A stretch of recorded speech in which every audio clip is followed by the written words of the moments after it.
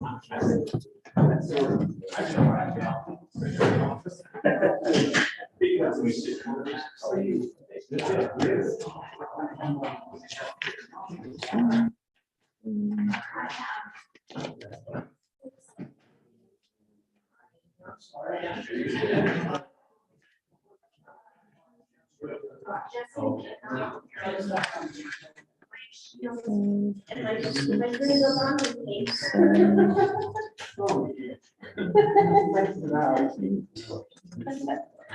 don't want to be truck up there.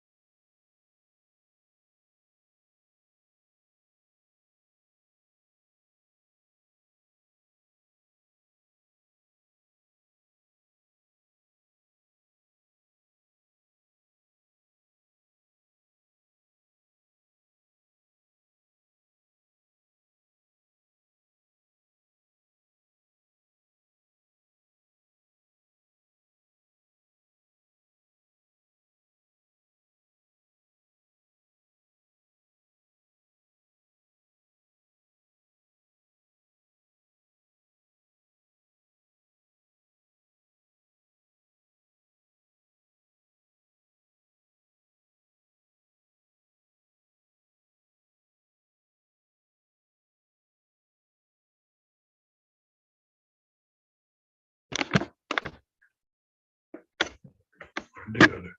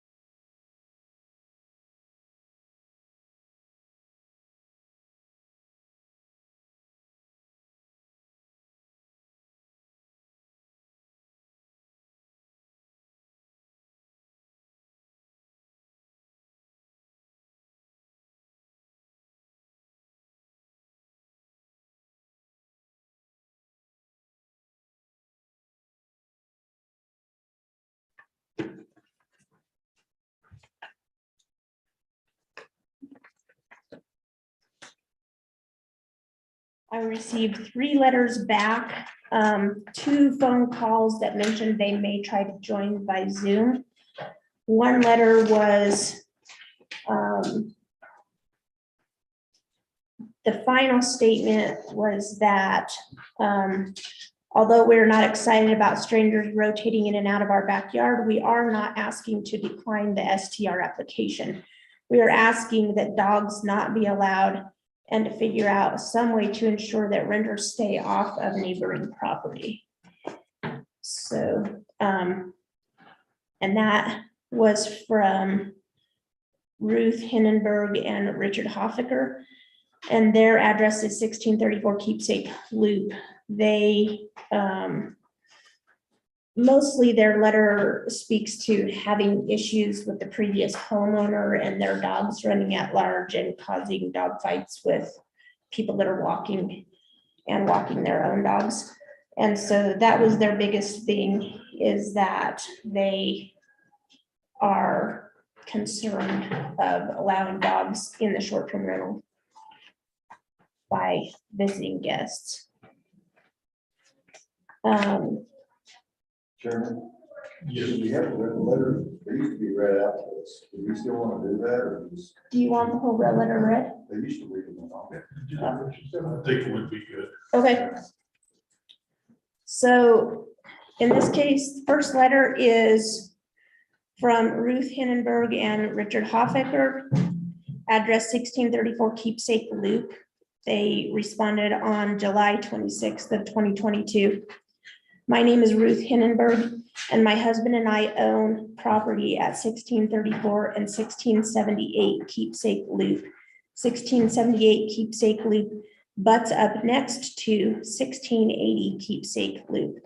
The 1680 Keepsake Loop is the short-term rental application address. On 7/25/22, we received notice from Custer County Planning and Zoning regarding a hearing for short-term rental application at 1680 Keepsake Loop. We have 2 concerns regarding the short-term rental application for 1680 Keepsake Loop, allowing pets and parking. First, the short-term rental rules and guide indicate that pets will be allowed and must be under the renter's control at all times. I think it's safe to say that if the renters are not able to take their dogs to wherever they are going, The dogs will be left at the rental. There is a fenced dog run. However, the previous owner dogs often escaped and visited us, causing problems. The dogs would fight with our dogs. We have been attacked 3 times while walking our dogs, and one of the dogs was from 1680 Keepsake Loop. Another time, one of our dogs was seriously injured and was injured from an attack by a dog that was not under the owner's control. As a result, we have a low tolerance for dogs that are not being controlled by their owners. Additionally, some dogs tend to be unstable and frightened when they are in unfamiliar places. Frightened dogs easily become aggressive dogs. The entire loop has had issues with dogs barking for hours on end, even through the night, keeping residents awake. And last summer, a dog was bitten by a rattlesnake at 1680. Rattlesnakes are prevalent on the loop, and safety of visiting dogs needs to be considered. We respectfully request that pets not be allowed at the short-term rental at 1680 Keepsake Loop. Secondly, the short-term rental rules and guide indicate that a maximum limit of persons for the property is 8. We are concerned about parking. The driveway at 1680 is very close to our property at 1678. The worst case scenario would be if 8 individuals arrive in individual vehicles with trailers and ATVs. There may not be enough room for all of them to park in the parking area, and they could possibly park on our property at 1678. We prefer any and all renters to stay off of our property, which I feel is a reasonable request. Below are photos of the driveway and parking area at 1680. The second photos show the property marker post that is between 1678 and 1680. You can see there is very little space between the driveway at 1680 and the property line for 1678. Renters may not realize that parking to the right of the driveway is actually someone else's property. Then there's 2 photos attached. And finally, we ask the owners, please provide us with the name and contact information for the property manager. We will only contact them if there's a problem with renters. Although we are not excited about strangers rotating in and out of our backyard, we are not asking to decline the STR application. We are asking that dogs not be allowed and to figure out some way to ensure renters stay off of our property. Thank you for considering and addressing our concerns. The second letter I have was received from Clifford Roderick. I just seem to do my own. Are you good, Clifford? Yes. Okay. Go ahead, and Okay, if you want to. Well, no. You- Yeah, we'll just wait till we get the comments. Okay. Oh, okay. And then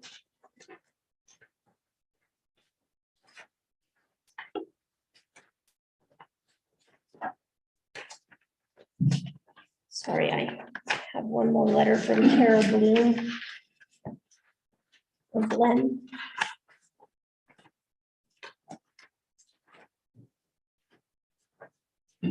Okay, and this was an email received on July 27th from Carol Bloom.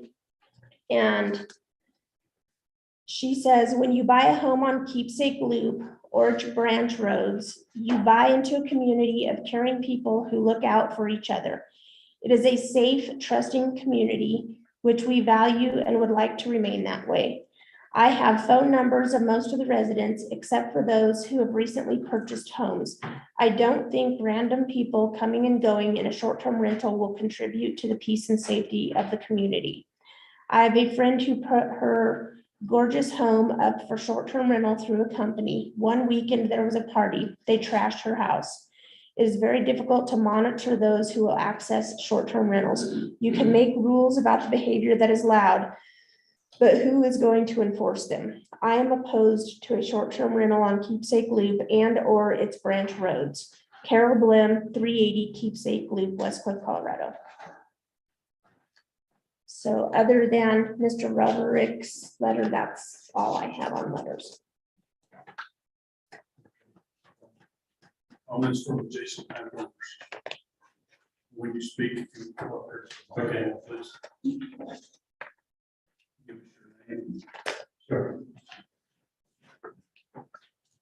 down to the project, and we're right next to the property in question, and I have not been notified.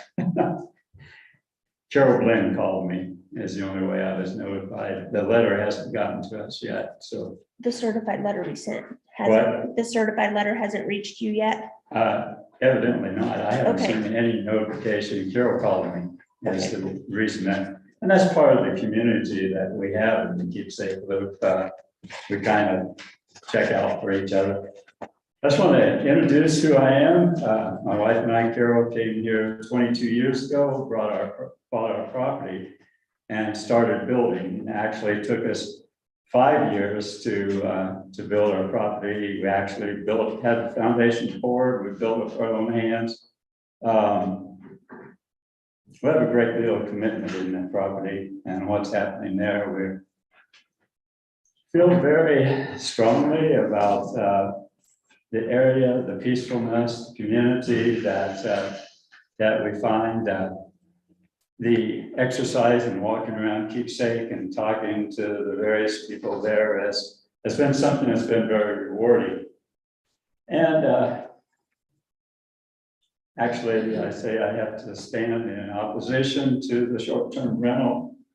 When the house next door was purchased, it was purchased as a single-family dwelling, not a commercial rental place. After being there only a few weeks, the present owners decided that they wanted to change the whole nature of what's happening in that area. Short-term rental, as I see it, and I'm right on top of it, creates a situation where anybody, and actually everybody with the rental fee, can come and go at will. We'll say no parties, no loud noises. Is there really going to be somebody there to monitor that? Will the neighbors be the ones that have to call the sheriff? What if we aren't there? You know, what if things get out of hand? Rule also says no four-wheeler usage on the property. And I understand that, but what about youngsters? And even adults who choose to get on a four-wheeler and rip across the adjoining properties, who's going to monitor that? Will that be stopped? And even as I see it, unless they're right on top of us all the time, even a dedicated property manager isn't going to stop that in time before there's some damage. And really, when you think about it, in just a short time, there could be damage that will last for some time on the property. Not all short-term renters and not all four-wheel drivers will be a problem. As I stand here, I can assure you there will be some. Think about what you're being asked to allow. A short-term rental means people changing constantly.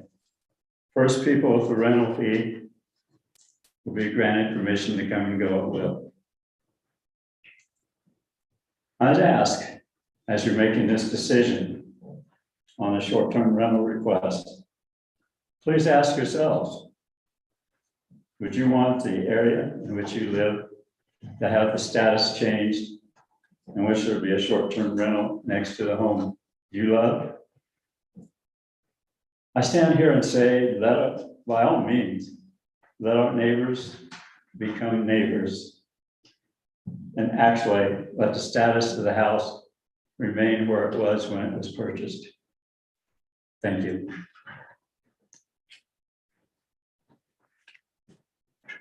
More comments? You commented you didn't submit anything? Yes.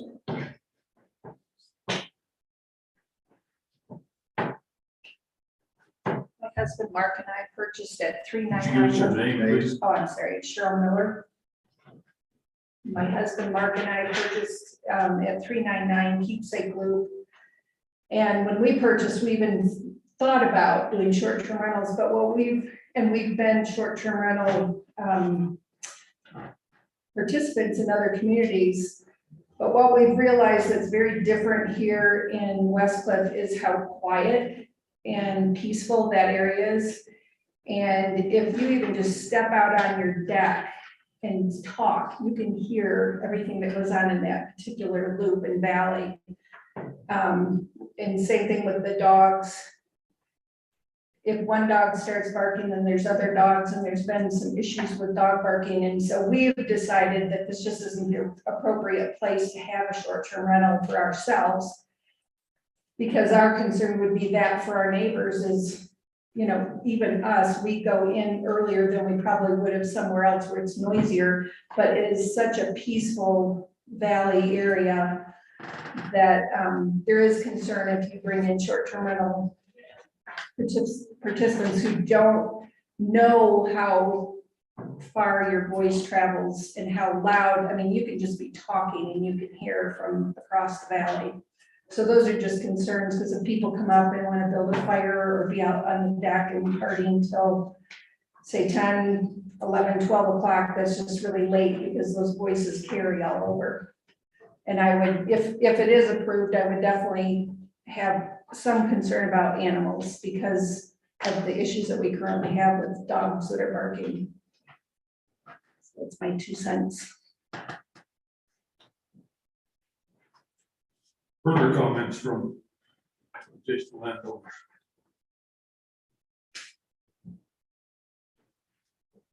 Hello, this is David Zahn, and I am at 1718 Keepsake Loop. I'm dialed into you right now, and I have some comments. If now is the time or not, just let me know when I can do that.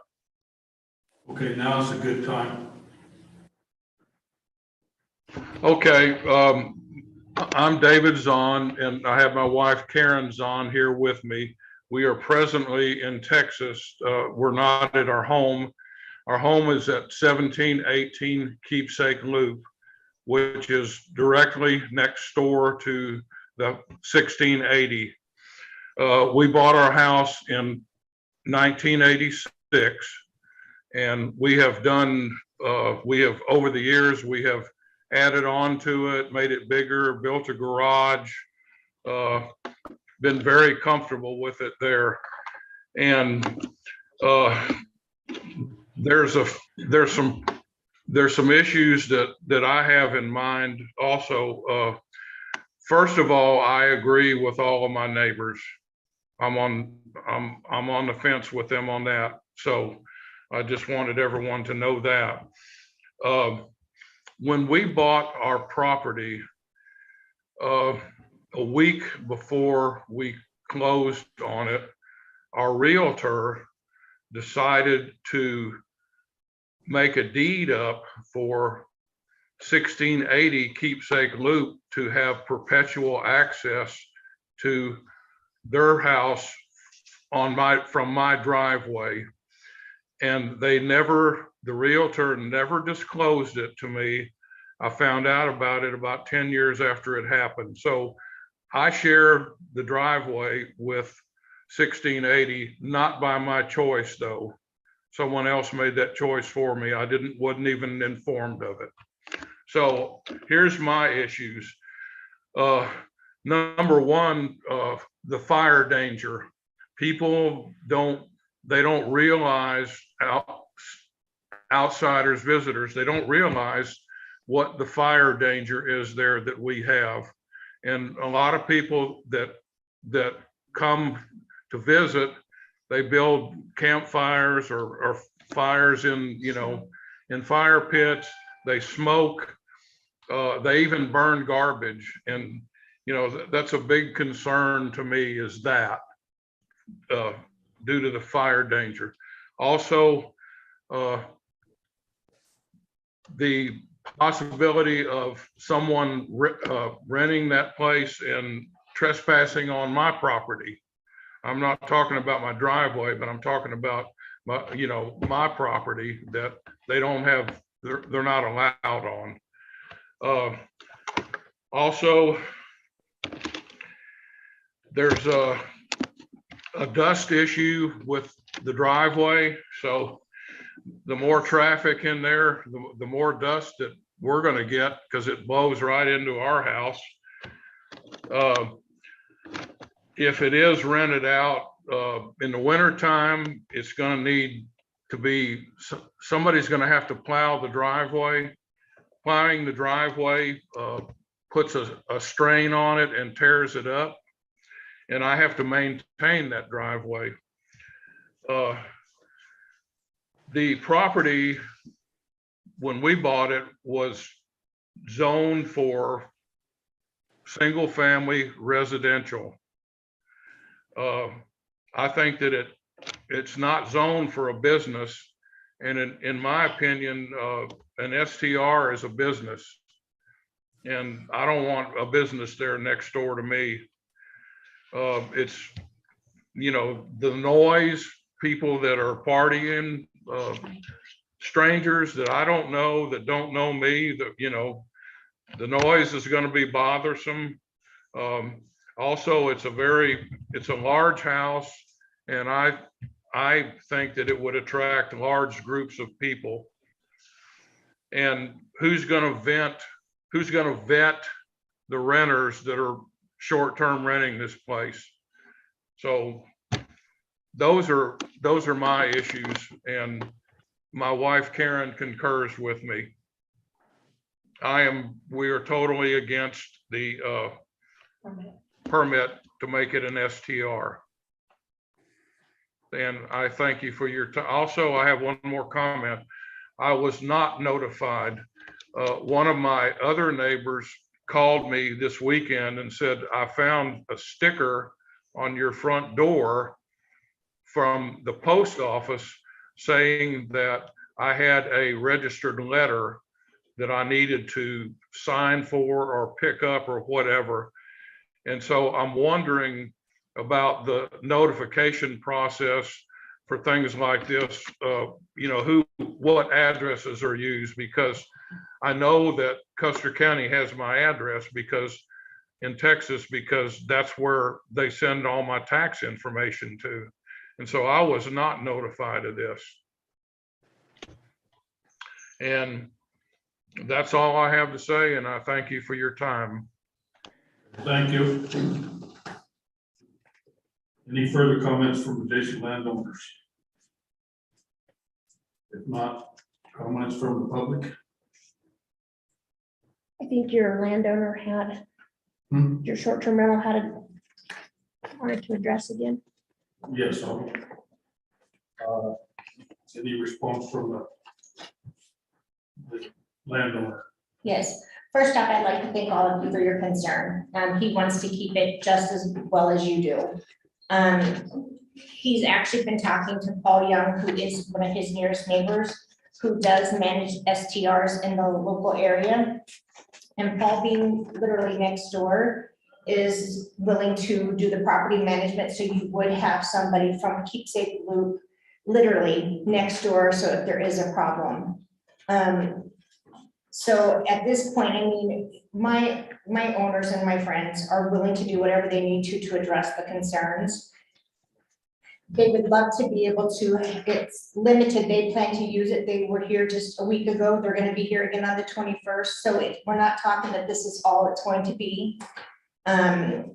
But they're happy to address any of the concerns and are looking to see. I live in the valley, I'm on the valley floor, but I'm, 8 miles away, 20 minutes in Westwood time. And so having Paul next door could be something that would be beneficial, and they have been communicating. So it's just another option to have somebody close in Keepsake Loop to deal with it. Yeah, he's a little more than next door, but Anyways, that's all I had. For plan commission. Yes, Harold.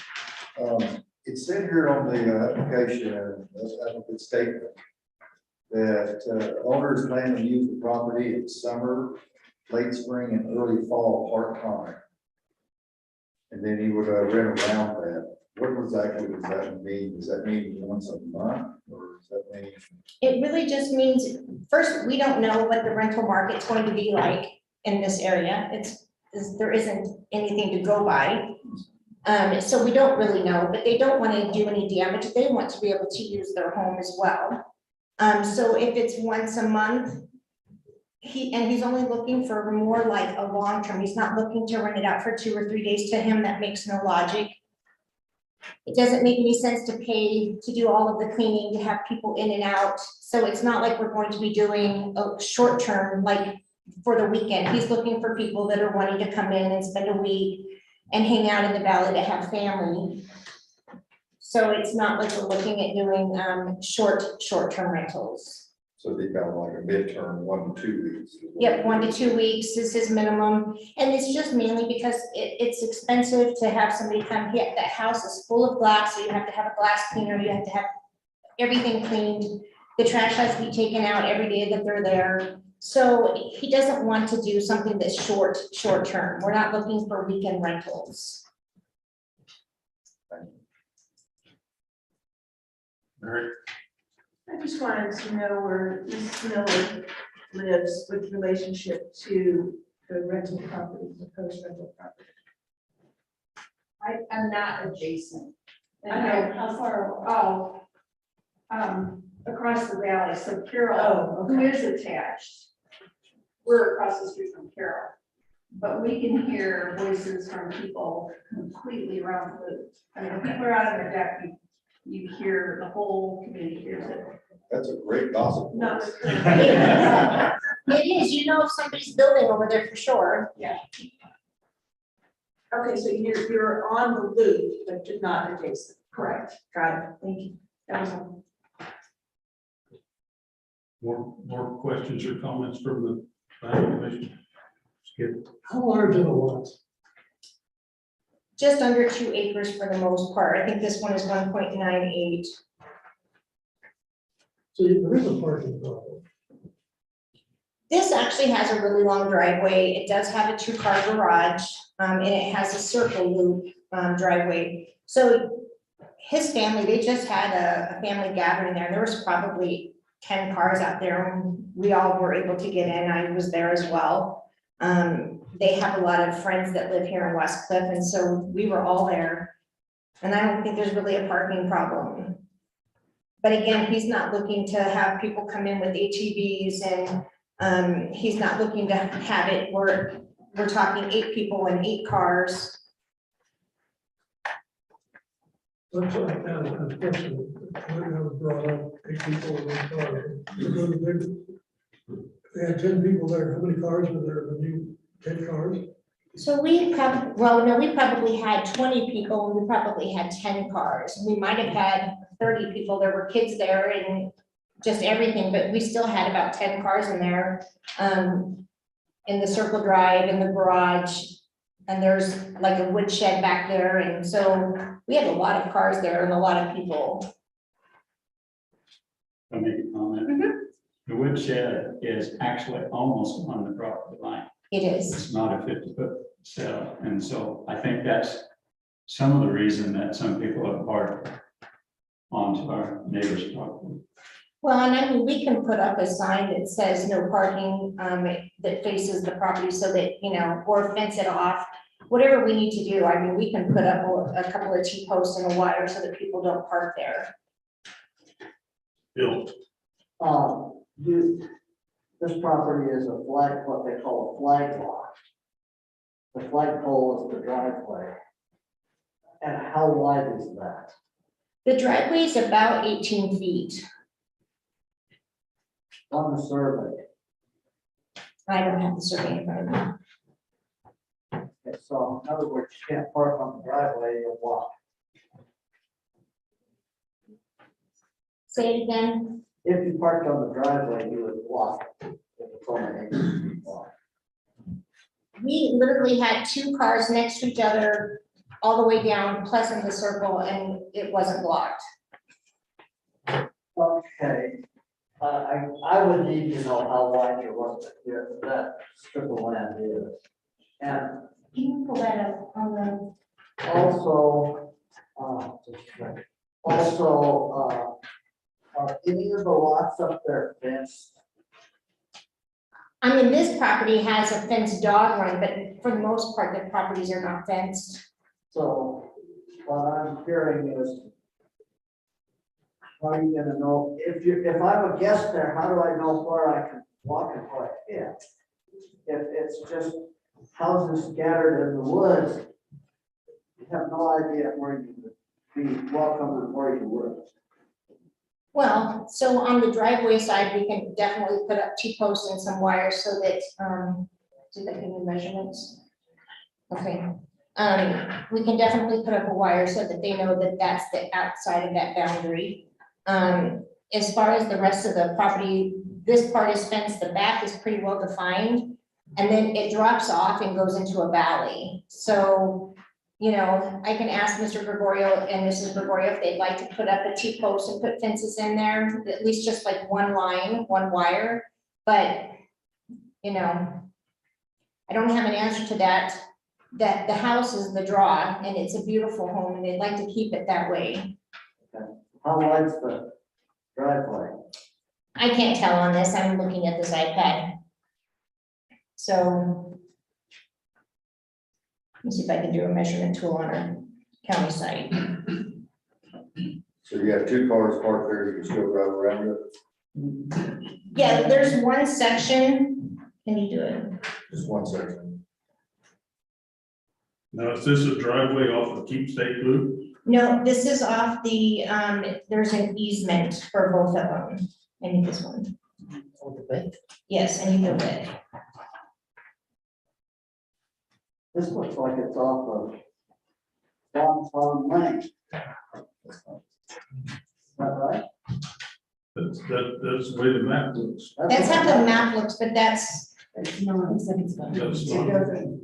the driveway says it's 22 feet wide. Okay. That sounds.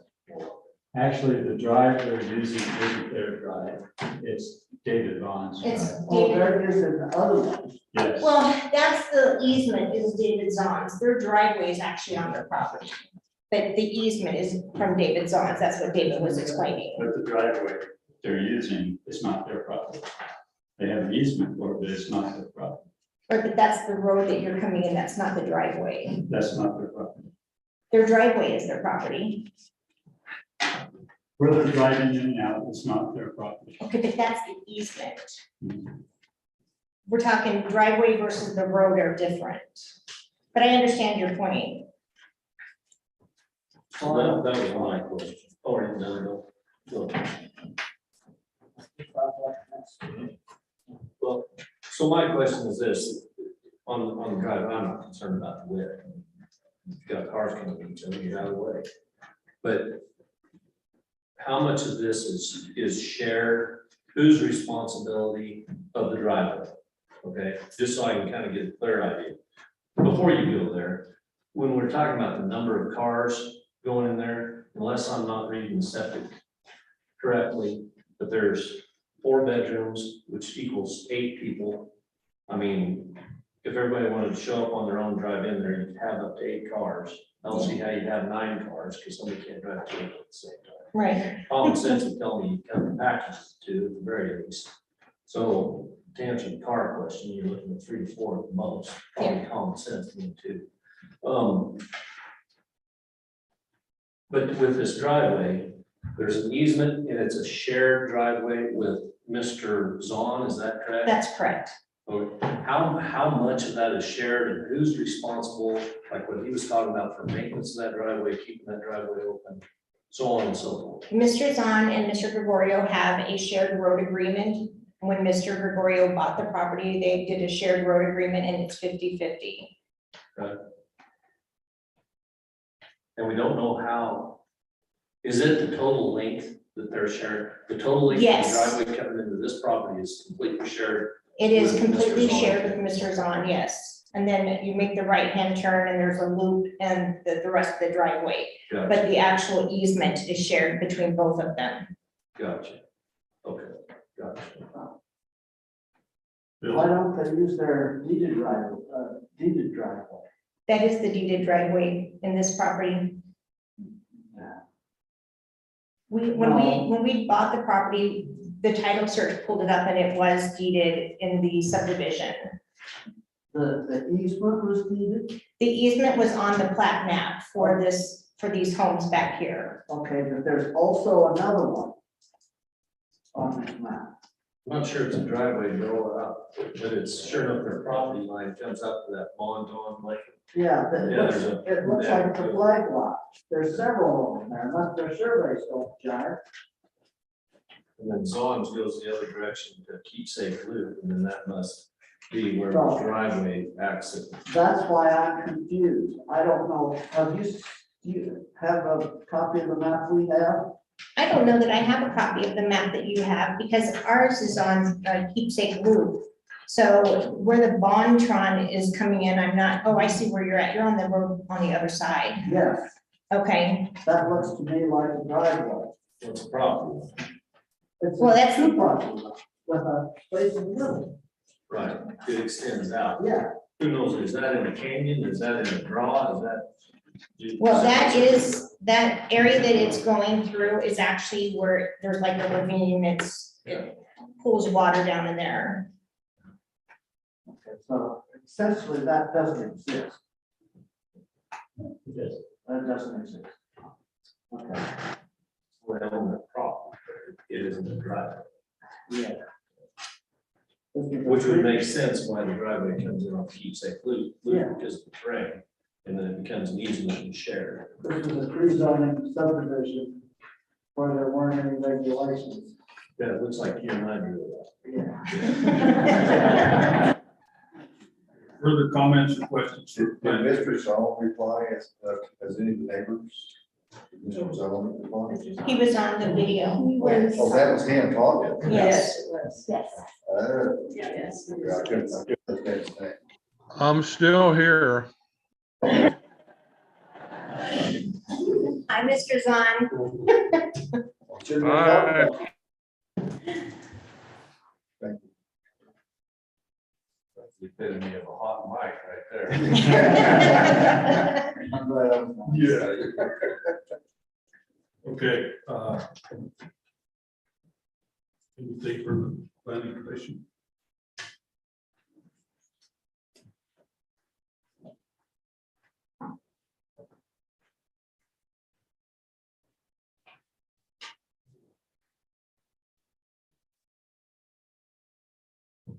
Yeah, Yeah. when you, there's things that are up in the air here. You say, Paul Young, maybe, would be an agent. Well, because I offered to do it, these are also my friends, and I offered to do it for them. And then Paul Young reached out to us and said that he had talked to some of the neighbors and they had some concerns, but if he was the property manager, that they were fine with it as long as there was somebody close to the property. They're happier than me being 20 minutes away. Everything in West Cliff to me is 20 minutes away, so I live on the valley floor. If I come to town, it's 15, 20 minutes away. If I'm heading to his house, it's 20 minutes. So Paul being closer is definitely an option for this. And if that is something that makes everybody in the neighbors more comfortable that having Paul that close, the owners are willing for that. Well, we've had, Paul has been here on several occasions. He seems to be able to take, he does take care of it, usually for SDR. That along with something, Airbnb, if they don't belong to Airbnb, who they now, but I said, maybe if it's, if we agree to this, they might go to Airbnb. It's not a maybe, here. Well, no, they didn't sign up for Airbnb until this is approved. That would be, I mean, they're not going to go against the law. If this is voted down, they're not going to be doing, illegal Airbnb. So if this is approved, then they will join Airbnb or whatever their plan is for their short-term rentals. They're just not doing it until this is approved. Airbnb does, do backgrounds on their people, so they're pretty good on that. They do, and also if there's damages or anything that your renters are held accountable for that. They have the short-term rental excerpt in their insurance policy to make sure that they're covered that way as well. They want people to enjoy the houses like they enjoy the house. They're not wanting crazy parties. That's why he put in a noise mitigation system. He literally will get an alarm if the noise is too much. So if there's noise going on that's above a certain decibel, he's going to get an alert, and then I'm going to get an alert, or Paul's gonna get an alert, whoever the neighborhood is happier with. What is the brand of that noise that eliminates? I don't know, but please don't put it at my house. I have barking dogs. So what does it do? Where's it set? It sits at the property, it's on the outside of the property, and it's wireless, it's hooked into his wireless system, it's already, did you message Joe to see if he responds? It's already hooked into his wireless, so he knows what's happening at his property. He also has outside cameras, so he can tell if people are coming to his house. Security is just as important to him as it is to everybody else. So based on what we've heard, you live in a valley that people can talk on the porch and they can hear it half a mile away. Yep. So that noise eliminator's got to be picking up a whisper. Well, no, you can set it at certain decibels, like if somebody's hammering and it's a distance away, it's not going to send it off, but if there's a party they have a beautiful patio. If there's a party on the patio and people are being very loud, it's going to alert. It's not going to alert just because, Mr. Miller is talking 10 blocks away in the valley in that area. It's set by decibels. It's just, people go, this is vacation. Yeah. Somebody comes from Colorado Springs or Denver or Texas or Arkansas or Washington DC. They're gonna have 3 or 4 people there, they're gonna be on that porch, they're gonna be laughing. That's what I would do. They're gonna be having fun because that's what a vacation is. They're letting their hair down more or less. Not to say that everybody's gonna be loud, but out of 1 in 10 instances, you might have 1 or 2. It's a possibility. It's Just in that noise carries is what the neighbors are saying. right. I live on the valley floor, there's no trees and it's wide open and I can hear Mr. Bauer talking. So, and none of us are that noisy. It's. Thank Any further comment, Mary? Since Paul Young is not on the application, it would be an application, a change. He's not here to speak about it. The neighbors have not had a chance to relook at this application with that change on it and be able to discuss if they are okay with it or not. Does it make sense for them to modify their application and then reach out to the neighbors again and us hold another meeting? I'm asking the chair. That's for me. That is for you. Is that a possibility? Is that, because right now, there's too much, in my opinion. That's, well, we can do this or we could do that and the neighbors would be okay. We don't know that. Well, because I would prefer to be the property manager. However, they're very willing to do whatever's going to make the community feel better. And so that's the point. I agree, but what I'm hearing right now is the community does not feel better. So does it make sense for them to make a modification and reach out to the neighbors again? Or does somebody else have a different kind of motion to make? Bill, I couldn't vote to approve it the way it's presented. I agree. Skip. We can't say, a condition that you have to hire Paul Young. Or that you have to split up, who's gonna do the snow plowing. That has to be something that comes from the owner, has to say, I'm gonna take care of the driveway and the road. And we'll get Paul Young, and I'm gonna get our Airbnb. So I agree with Mary, the application has to be adjusted. And the neighbors need to be reached out to again so they can come back and speak to how their feelings may or may not have changed. But one of my main concerns is the gentleman that shares the road deed is against it. Yeah. That's very interesting.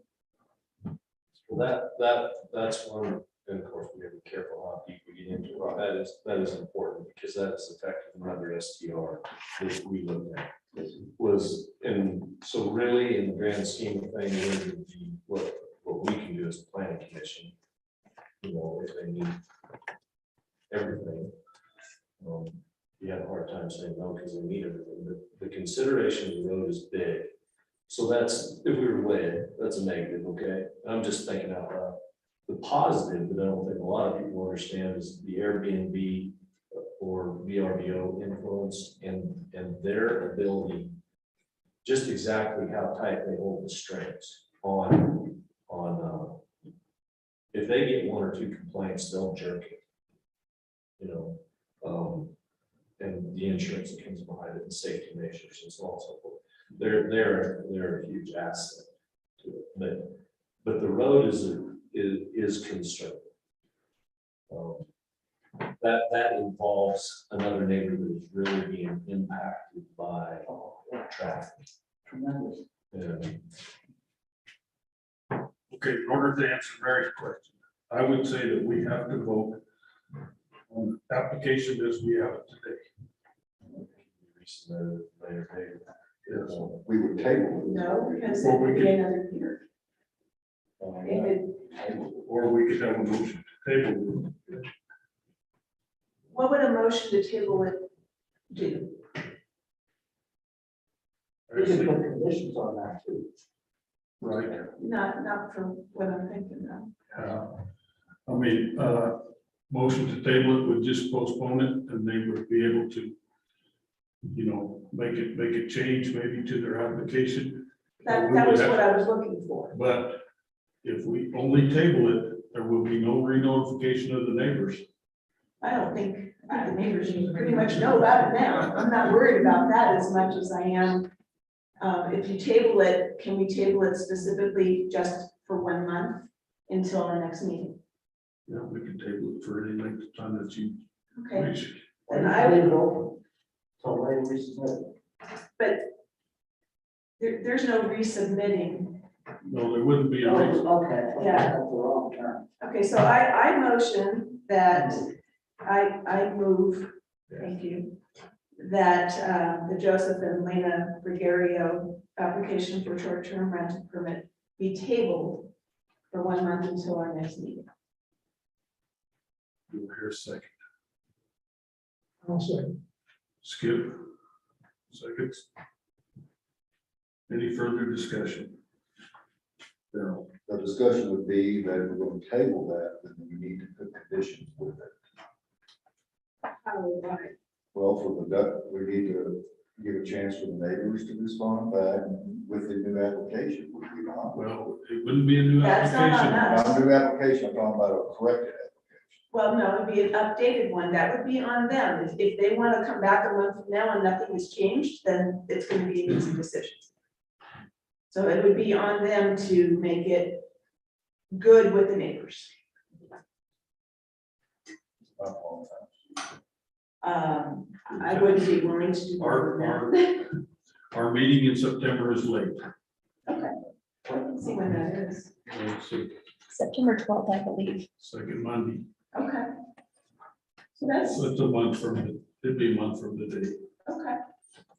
Well, and Mr. and Mrs. Gregorio will be here on the 21st. And so it's a great time for, if some of their neighbors want to reach out to me, I can maybe give them a meeting so that they can all have a chance to meet and discuss this as well. Okay, we've got a motion and a second. Any further discussion? All in favor, say aye. Opposed?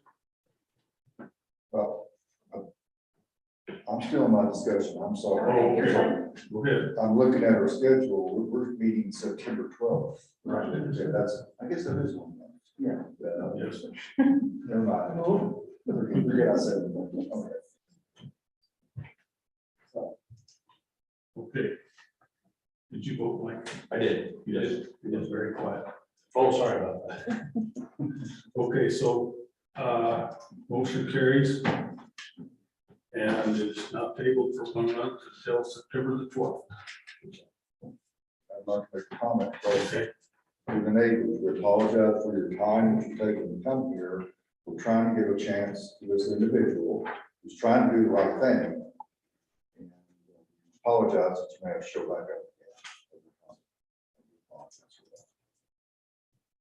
I would like to make a comment. I may have to reach back in writing at that time. I have a That way we can hear you on tape. okay. I personally may have to reach back to you in writing at time. I have an appointment with an orthopedic surgeon Wednesday, the 10th, and I have a knee problem, and I'm not sure where I'm going to be on the 12th.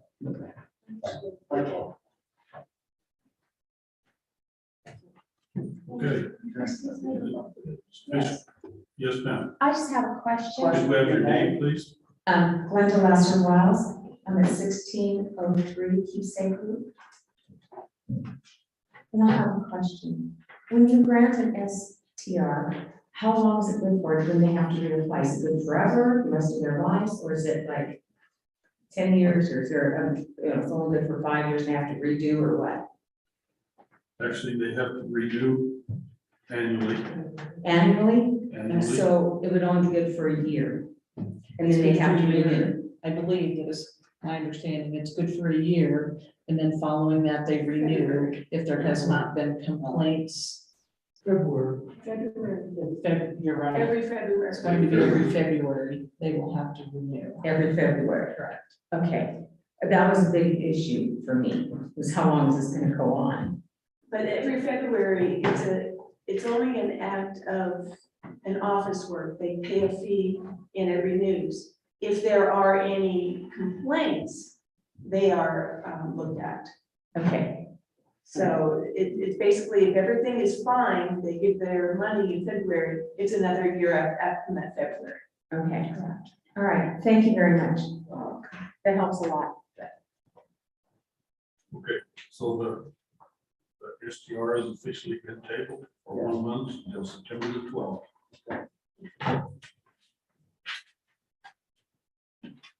Okay, next item on the agenda. Back to the office. Mark Ellsberg, vacation and replat. Okay, under our latest information, this is going to be a consolidation. And they can do it all in the office. It's not something that we need to take care of. Vacation of some lines. So we just need to give approval for her to take care of it? Well, their approval's already there. Oh, okay. They can take care of it in the office. When I originally got this, I assumed it was gonna have to come to the planning commission because I had it laid out differently. We're learning. Huh? We're all learning. Which was that one? Is that Art Elder? Hart and Ellenberger. Yes, People came for STR, can we leave now? yes. Yes. Yeah, absolutely. Thank you for that.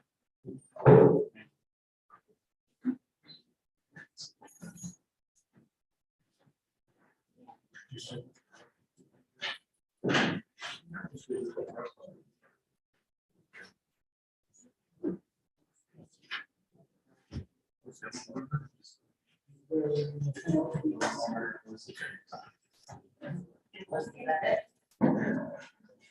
Keith, Yes, Mr. Ellenberger's here. is he? Yes. Okay. Yeah, they will be able to handle that in the office. You won't have to come back to us. Okay. Which will make it a lot simpler for you. Sounds good. And we just learned that, or we would have notified you. Oh, that's fine. Nelson Shannon, a lot line adjustment, the deed restriction. Mr. Nelson's here. Okay, I'm Ron Nelson, my wife Ann, we own a property at 1281 County Road 131. And we're here to talk about a deed restriction, I guess, that we weren't aware we had issues with until I learned late last week. So we've been working on this for over a year now, on this, taking care of this lot line. And one of the first things I did was go to Wilson's and ask about the wording in the deed. It was over a year ago. And up until now, I hadn't heard anything about any opposition to it. So I guess I answer any questions that you have.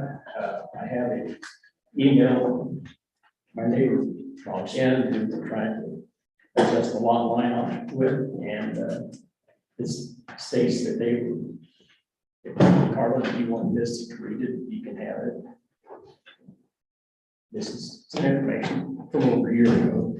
The reason we kept moving on this thing is there hasn't been any opposition to it. So I do have some history on the property. My parents bought that and started a cabin on it in 1962. And Kim and I now have it. And this deed we're talking about comes from, these are very small lots that on Mason Creek subdivision. And we didn't have any room to put the septic leach field on. So at that time, then my dad purchased this little extra piece of property in there to put the leach field on. So that's why we have that. And our application is, we were just gonna correct the lot line and let the Shannons have their driveway and a parking area. They would belong to them, because now they're blocked off from that and they have to cross part of our property. I don't know if you've seen the survey or not. So I have a copy of that if you want to see it. I do. You want to see survey?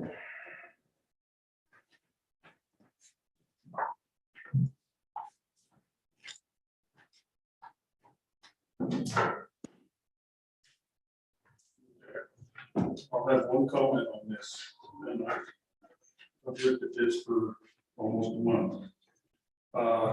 I've read the deed. The deed has two conflicting statements in it. It's got a statement halfway up the deed and a statement at the bottom. Dorothy has that if you want to read it. And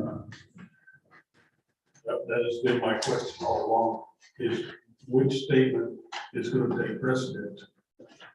My recommendation right now is that we need to see an attorney about this, because we're not qualified to figure out which one of those statements is take priority. One of them says that there is a restriction. The second statement says that it can be corrected by the county planning and zoning. So, which one is?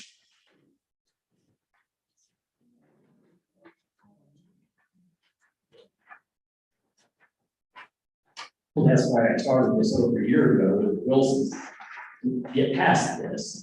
And we had a meeting and or a visit, and then that email I gave Carlin came up a few days later. Do you want me to read this in, or do you want Clint to redo this email? It talks about the Wilson's way planning and zoning, and they. So the email provided to me by Mr. Ron Nelson was written from Robert Shannon to Ron Nelson on Sunday, July 11th, 2021. It says, Ron, the Wilsons came over late Friday afternoon with the attached PDF document. I don't have that attachment. I think they would have gone to you if you had been home. They had spoken with Jackie Hobby of the Custer County Planning and Zoning Office. They said that she said the property owner needs to initiate the process by submitting this form. They said the county surveyor, Kit Shy, is supposed to give this kind of work priority, posed as a question. They gave his phone number as 719-371-1105. Staff at the courthouse said he is semi-retired and difficult to get on site otherwise. The point on the application about requirements in survey plat seems excessive in our case. Let's visit by phone or in person in a couple of weeks when we are back at the cabins. Bob. And then there was a PDF. It was a lot line adjustment application, was what the attached PDF was. Say that they hadn't had any issues with this. I also spoke with in June, when I came back out here and I was going to go talk to Jackie and planning and zoning and figure out all the details to initiated the application for the lot line vacation replat, or whatever you want to call it. So I went over to Wilson's, I told them all about it, and the next day we came down and talked to Jackie at Planning and Zoning. And we looked, and we did look at the deed, actually, again, with her, and like you say, there's two statements in there, the first one and the second one. I know she's not here anymore, but we had looked at that again, and she didn't have any issue with that part, because it said Custer County can do whatever they want. I mean, they can make the final decision. So at this point, that's kind of where we're at. I'm still surprised there was an issue with it after all this time. And that's why we spent all the money to get the survey done, so we can move forward.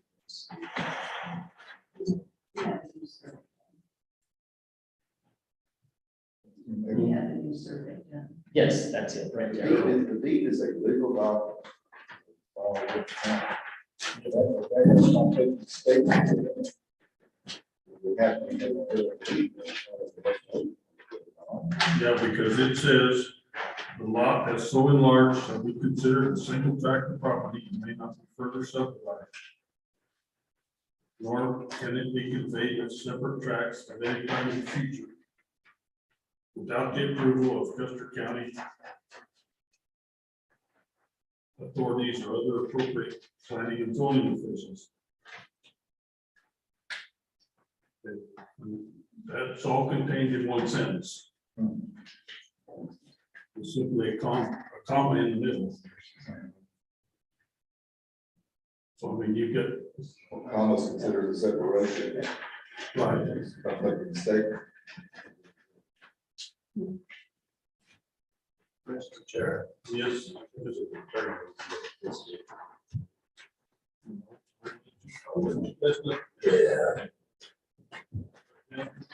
Did I say I looked like an attorney or something? The word is pregnant was like.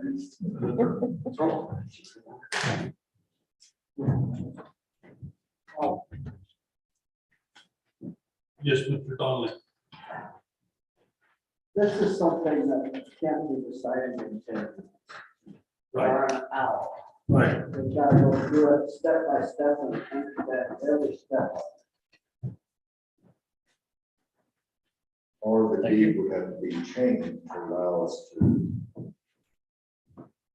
Because if we make a decision based on that second sentence, first it's coming into question 10 years from now, 5 years. Right. Now we got issues. Okay, that's been my issue with it all along. Bill. Somebody needs to, we need to, can we get a projector in here sometime?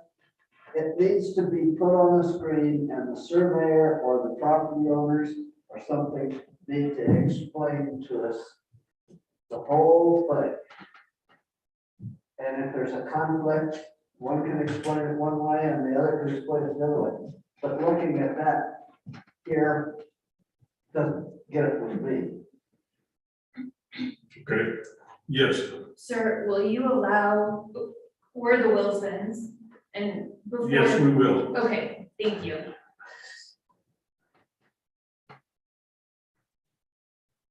So why don't you go ahead and sit down and we'll let them. I mean, it's not something we're going to be able to decide today. No, but I would like to hear what they have to say.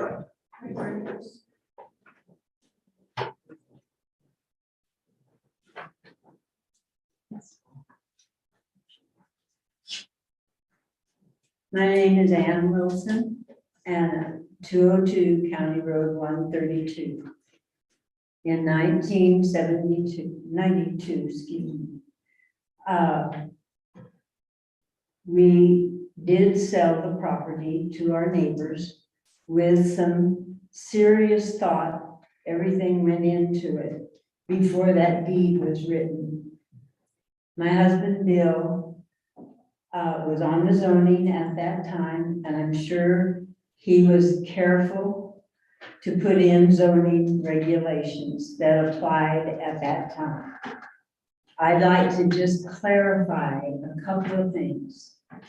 Ron came to me year ago in the summer, just as they were leaving, and told me what they were wanting to do, and asked if I would sign it and agree.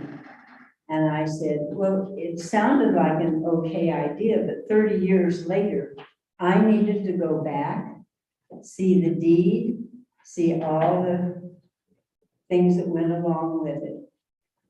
And he said, fine, I'll get back to you when I come back. They live in Kansas, so it wasn't something to deal with over the phone. When I went back and read the deed, and I realized what my husband Bill had, and his brother and the wives had signed that deed,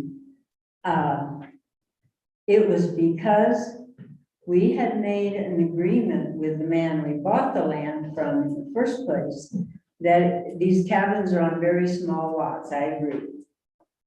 But there's a lot of open land, and he wanted it kept open for people to be able to walk, to picnic if they wanted to, and we agreed that we would keep it as open territory. But he did not want that to go any other way, or to be divided, or to be sold from that. And Ron did not contact me again. I hadn't heard from him. I think he stopped at the house the other day, but I hadn't heard from him since then.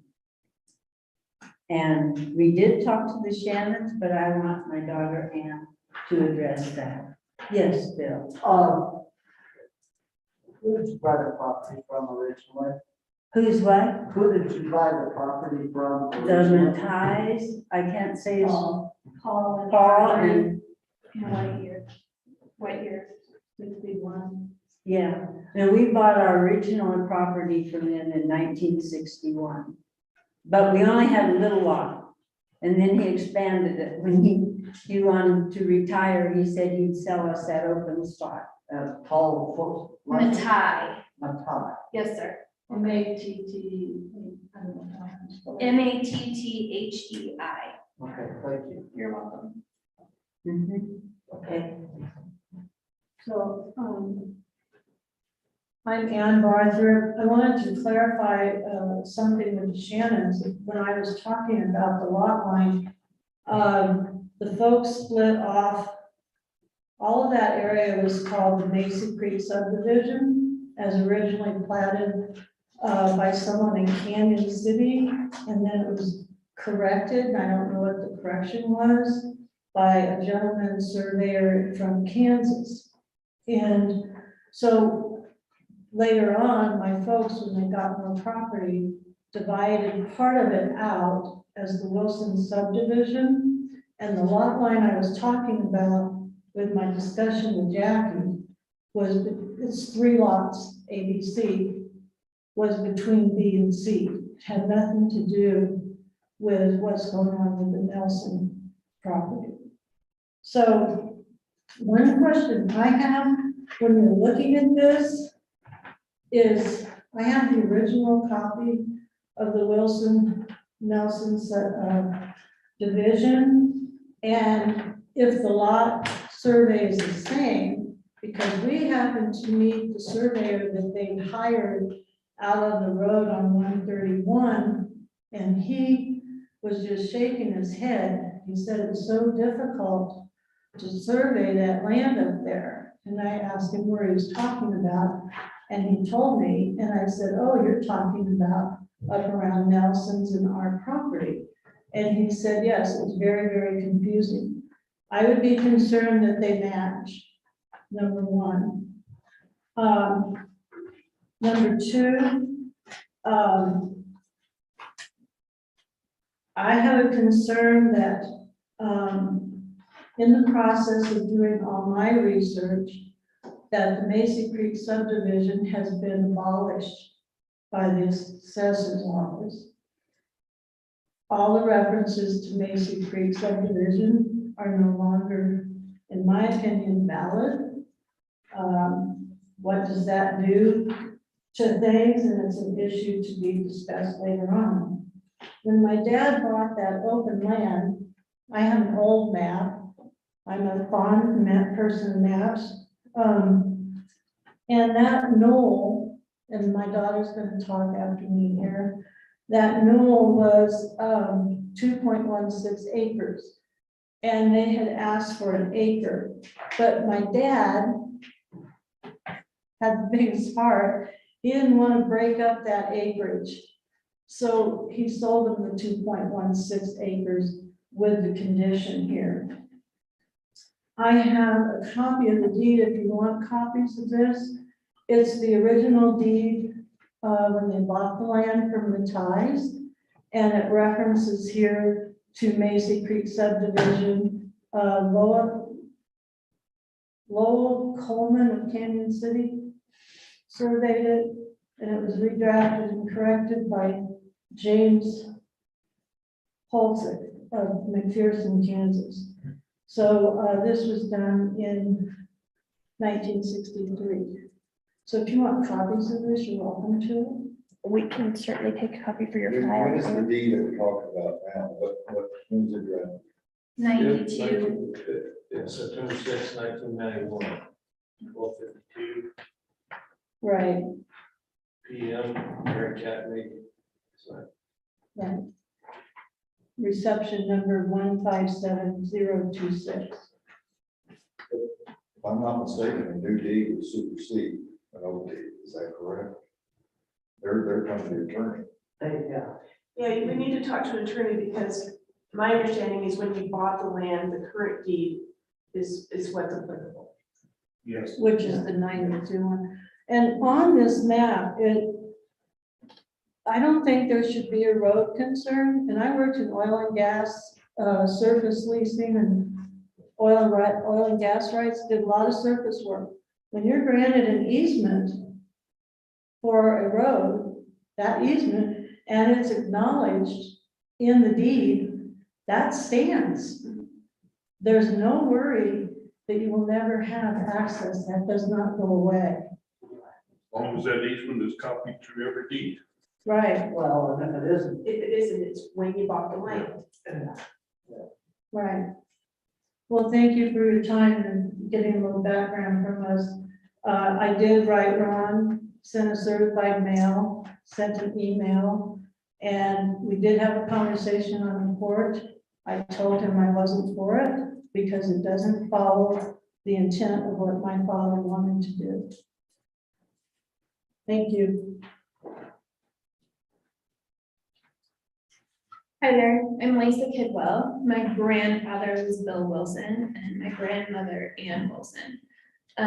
When Grandpa deeded the land to the Nelsons, I think what's being overlooked here is Grandpa's best friend was Ron Sr., Ron's father, and his wife Gloria wanted that land to build a garden. And that really is the only reason that my grandfather even agreed to this. And that's the reason that it states that it can't be replatted and divided. So at this point, I just want it on the record that I disagree with it being sold. My grandfather would disagree with it being sold, and we've even offered to buy it back from them if it's a financial thing. So it was really only done to help out his best friend and his wife. And I just want that to be known because my grandfather would be very upset with what's going on right now. And I think that, in my opinion, this is doing a huge disservice to everybody involved. Your dad, my grandfather. So that's all I have to Is say. there any agreement that states what you just stated, that he had the right to first refusal, which is what that's called? Correct. And I don't know if it was stated in the deed. I don't think it was.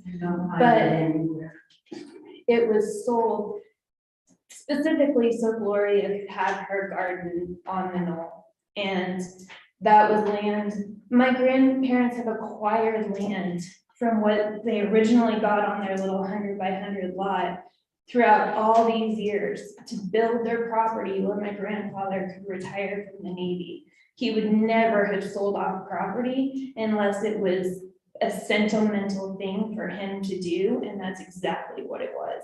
It was nothing more. It was not financial. It was no other reason. He was trying to help his best friend. That's it. And that property should come back to us. If it's being sold, sell it back to us. We'll take it in a heartbeat.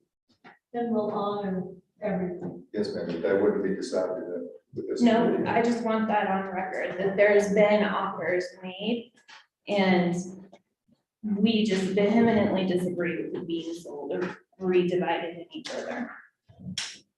Okay, the only reason that I brought this up was because I think that the office needs some guidance on where to go with this. Because actually it's something that would be done within the office. But seeing as we have new people in the office, we can give them some guidance as to what their next step should be.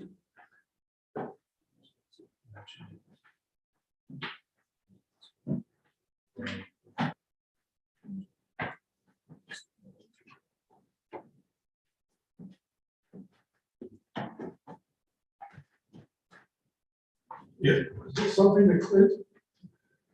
it's gonna have to be there, I think.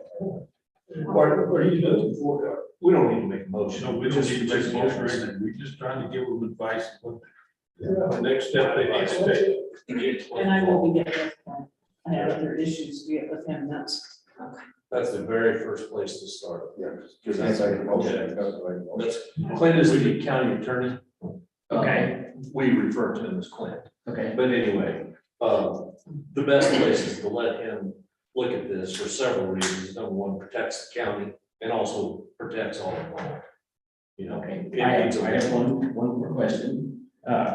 So can I just, okay, we have the survey, we've already paid for it, and I get along with my neighbors, I'm just trying to do them a favor, and let them have their property, the road, parking be their property, and the fact that my folks bought it to put the septic leach field on is whatever, but can we just go ahead and file the new survey and leave it just like it is? I want friends, I don't need to come up with stories and whine. Well, we need to make sure those surveys match. The new survey would be the survey which changes the 2 point whatever acres deeded. So if it goes on to Mylar, it is an official survey at that point. Right. Mr. Chairman, my advice, strictly, is before this bus moves another foot, Clint's got to look at the whole package. That would be my advice. Yes. But we can't just leave it like it is and go on. You can vacate it and be done, yeah. That's, you can vacate this whole process and be done with it. No, I just want to leave it like it is. I don't want to argue with you folks. I don't have That's what I'm anything. saying, you can vacate what you started here and leave it like it is, otherwise attorneys are gonna get involved from the county, from us, I mean, possibly. otherwise we just leave it like it is and don't worry about it. That's what I'm saying, then vacate But- what. And you can do that, I mean, just withdraw your application and But your new survey would not be filed. Okay, The but the new- new survey does adjust part of it back next to Macy Creek. I mean, all the other points that get shied in the original survey, that's all the same. It's just that essentially, there's a few feet here and there in the back. And it would just be an updated survey, that's all I'm saying. You know, if I could just file that. But again, that gets to our attorney, because you're getting into a legal matter. Because if I own a property and I own 100 feet, and now you want a foot of that, it's 1 foot, but it still is a legal matter. It needs to go to our county attorney Okay, before anything else happens. okay, So the county shouldn't have a right to even accept anything until our attorney, the county attorney, states to keep everybody legal. yes, I understand. I don't know the procedure about recording, I'm gonna use that word, a survey. What legal ramifications that have. You could walk into the clerk's office and record anything you want. It could be the grocery list. Okay. But I don't know what what recording, what, It's not necessary what. to have the new How you survey. record if a survey is different, if it has legal. I mean, you could record it, and I don't know whether it'd be. So we're just- recording. That's fine. I don't have a problem with that. I don't have a problem with leaving it like it is. I'm just sorry that it was last weekend before I found out we had issues. I would say right now, that would be the best thing is to leave it like it is. Okay. And go ahead and contact our attorney and see just what this would say. You know, I can stop right here. Nothing's changed. I mean, I'm not here to have arguments or complain with my neighbors. That's what I don't want to have happen. I don't want to get into a problem. I just wanted to do something for the Shannons, and it's that simple.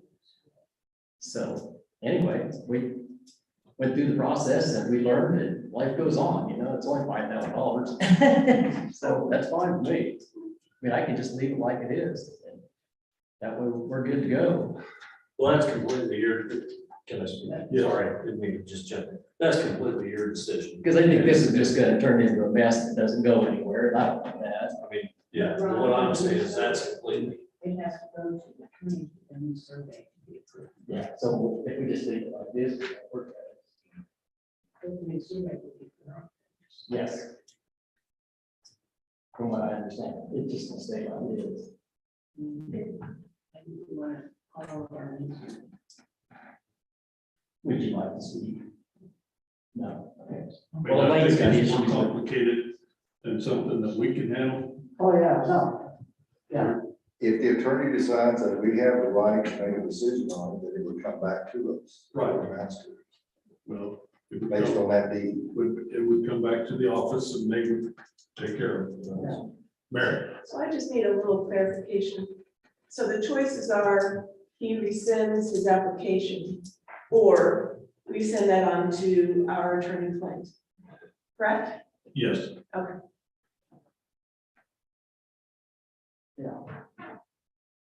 so it involves in their court hours.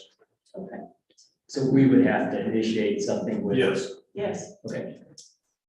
Right. I think that's the So- information we need. So your choice is, would you like us to pass this on to county attorney for review? You want that sent to county for review? Yeah. Yes, Okay. so, That's clear. okay, Thank you. issue complete. Yes, that's clear. thank you very much, appreciate your time. Okay, planning and zoning compliance issues. And there's a list gets longer. And I'm only bringing this to everybody's attention just because there's so many, and it's just been some critical ones, and I'm just gonna kind of review some of the critical ones. First of all, we had a complaint from a gentleman by the name of John Rice, and he is representing,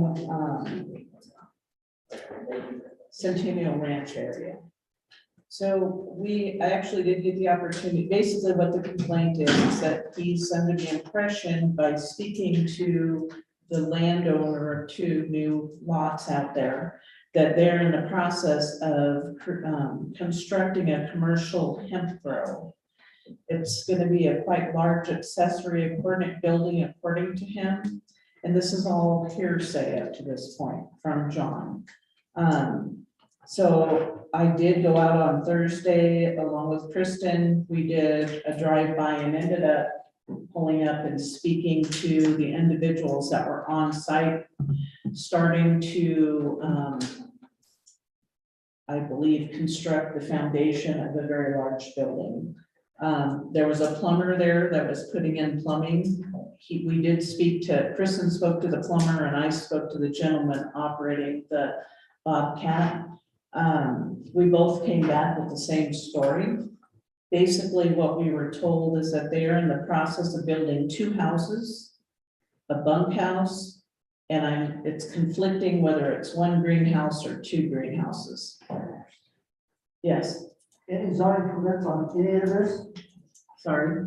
Have you issued any zoning permits on any of this? No, sir, not up to this point. And I did mention that to the gentleman that was operating the Bobcat. He told me he would be in to do that, and I've yet to see him. So now that's gonna cost them 3 times the amount. He did make it kind of snide comment to me that they had tried to come in and fill out the permits. However, we had turned them down and told them not to worry about it yet. That I cannot imagine that myself or Carmen would have told them that. What was the date of that when they came in? What was what? What was the date that they came in? So, I did not ask him. I should have asked him that. It sounded like it was recent. I did not ask him that question.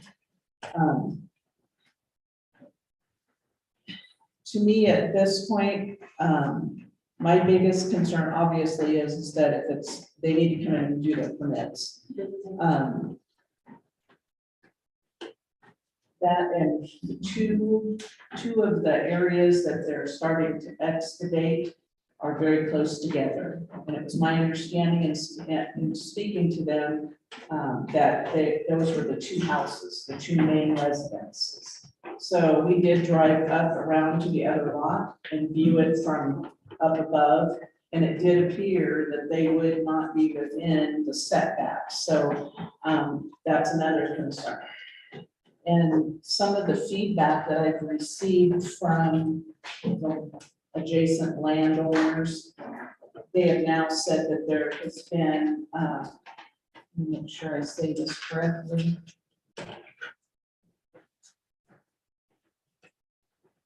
That Froze Creek drainage has been apparently diverted. So that stream that runs in there, and it's my understanding the name of it is Froze Creek, has been diverted from its natural course.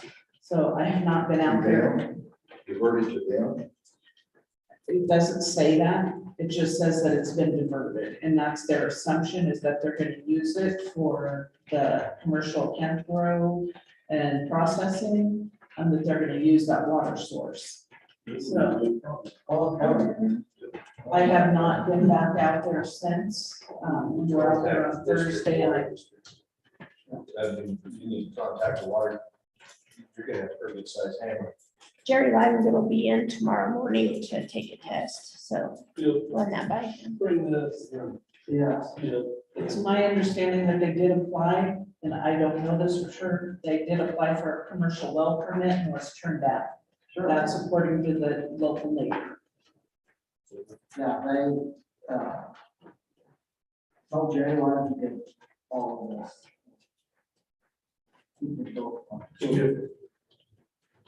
This is, gotta get Cliff involved. And this is a season desist, because That's what I was Yeah. gonna, yeah. they're doing stuff. I mean, yeah, this is another one of them information things that say, okay, this is what's going through the office right now. And Thanks, Tim. And I will bring this to Clint's attention. I did not, when I spoke with Clint last, which I believe was on Wednesday, I did not have as much information as I have now. I did ask John to give me more information and sent pictures. So I just recently did receive additional information up until the time we came into the meeting. Yeah, rain. I'll try to keep going. So, this one I will speak to Clint. And Jerry. And Jerry Levin. Yes, yes. Let's see. This one's a good one as well. We do have a situation with, an operation of an illegal or unpermitted STR. They are also running a home occupation out of their house, a business. And, housing, from what I understand, housing employees on their land. The main concern about this one at one point, when it first came in, was that we were told that they were dumping their black and gray water from a tiny home in the back of their property on forest land that is adjacent to their property. I did get a hold of Jeff, and he did go out there with the inspector. They did not find any evidence that this was occurring. There was a very large pile of branches that they were unable to move and test underneath there. They also were very concerned about the stream that runs across this particular property. I met with Clint twice on this situation, and most recently we sent out an informal cease and desist order in the form of a letter. certified letter to them requesting that they contact the office and set up schedule a meeting with Clint and myself. So I'll keep you good. Why are you pushing something around? I mean, you send out a cease and desist order, it's not an installment, you do that. Well, I'll be honest with you, this is not a new issue. It's been part of an issue for a while, and apparently, let me back up. It was brought to our attention, I believe, back in 2021, and nothing, it was not followed back up on. Okay. And they've been allowed to operate this business as well as their legal STR for quite some time. So I started looking into it with the concern of them dumping their black and gray water on Forest Service land. And then it's just kind of snowballed from there, if you will. But we were hoping to meet with them and then go from there. But I believe once we determine that they've received the letter, we can go from there. If they're not going to contact us. I did get information from one of the neighbors today that's been working with myself and Bill Panda, originally took the complaint recently. He's been working with both of us. He did say that there was a lot of activity going on up there today. So my guess is they're making some changes of some sort. They're very good at coming in and getting their permits to permit a new shed for this and that. My concern is that they're going to eventually use this large shed that they're constructing to house their employees. Where is it? Where is it? Yeah, the property. Just the one in your. Yeah. It's in your. Yeah, I don't know, okay. Yeah, they've already seen, they've already been submitted a certified letter or non-certified letter. They have 30 days to respond. If that was sent out into your records, they're shut down. That's yellow tape across their property. They're So even if it was a year or so ago? read 12.6, that's your cease and desist order. Okay. Follow that, because they are outside of the county's legal, I mean, that gets into the sheriff's and everything else, what they're doing. They've already been notified, but they were notified in 2021. Okay. And did you want to ask about their STR application? Well, I'm not going to ask about that because when I went out there originally, Kristen, we kind of did it just to kind of see, because everybody had kind of given us information that you wanted to take sheriff with you, and she said, oh, no. We went out there, kind of as I'm going to introduce you to the new director, there she is. I did learn that they were going to do an STR, apply for an STR apparently according to notes in the file over a year ago, and so I brought them an application. I did not know until we got back for sure and confirmed that they were still illegally operating the short-term rental. So we do have proof of that. I did make an effort through Airbnb to shut that down. They refused to take them off the website. Really? That's interesting. Yeah, because Clint had made that suggestion to me, and that was the first thing I did, was to contact them to see if they could take them off the website. They refused. Airbnb has that right, because it's only the owner of that website, it's only the owner of submitting the SDR that they would have to reply to email count. Yeah, that's pretty much what they told me. That was a long time. So we're working that one. I'm sure there's more to come in that with that one. What kind of business? It's a fire, it's called Fire Tracks, and they run around and put national or forest fires out, and they house their firefighters there on the property.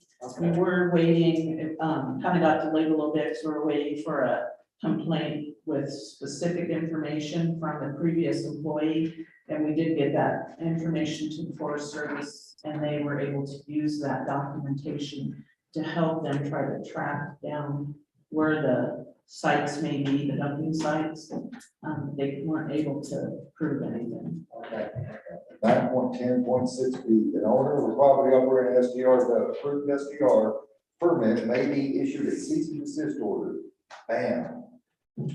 But the key word there is Yeah, right. So I guess it's May before you could see, so the next May. I'm just saying, this, oh, Doesn't say shall be issued. Doesn't say yeah, it says May. We asked, sorry, we asked Jackie about that, and she said a lot of what Dorothy was saying, is you go there and approach it, maybe you should stop doing this to avoid the legality of it all. And the hassle of a national cease and desist, because a lot of times they will comply without going through the rigmarole. They're not going to. Right, and so yeah, you're gonna end up there. And we will. The issue is you're getting new oil, like we talked about, and a lot of things probably got shoved off, Mhm. and here we are. And so you got your hands full. We do realize that. Everybody's coming forward. Yeah, everybody's.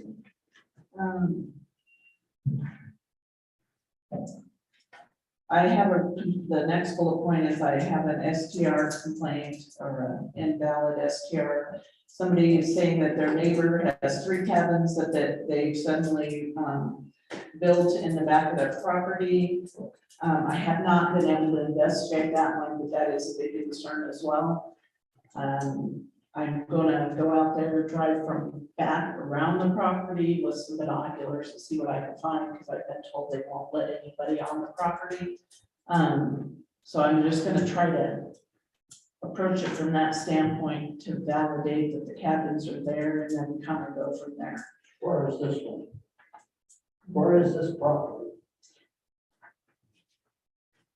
Does a county person have a right to go on a property, or you have to have a search warrant? You got a search warrant, or if they got a permit application, then You got a permit. This is 1802 Keepsake Loop.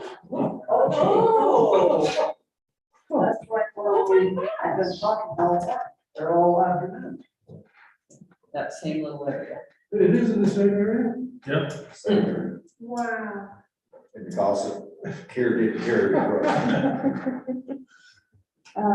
This I have, the next one, I have not been able to send out the pictures. I just got them printed off. We did Thursday validate, and this came from the Forest Service, that there is and has been for quite some time an illegal campground operating right next to Ophir Creek. Exactly, yeah. I have pictures of the different little areas that they have set up, an actual table, picnic tables, they have little campers there. What brought this back in light was that the Forest Service gentlemen were going to Ophir Creek to do some maintenance, and apparently the property owner didn't know who they were and invited them to come camp on their land as opposed to Ophir Creek.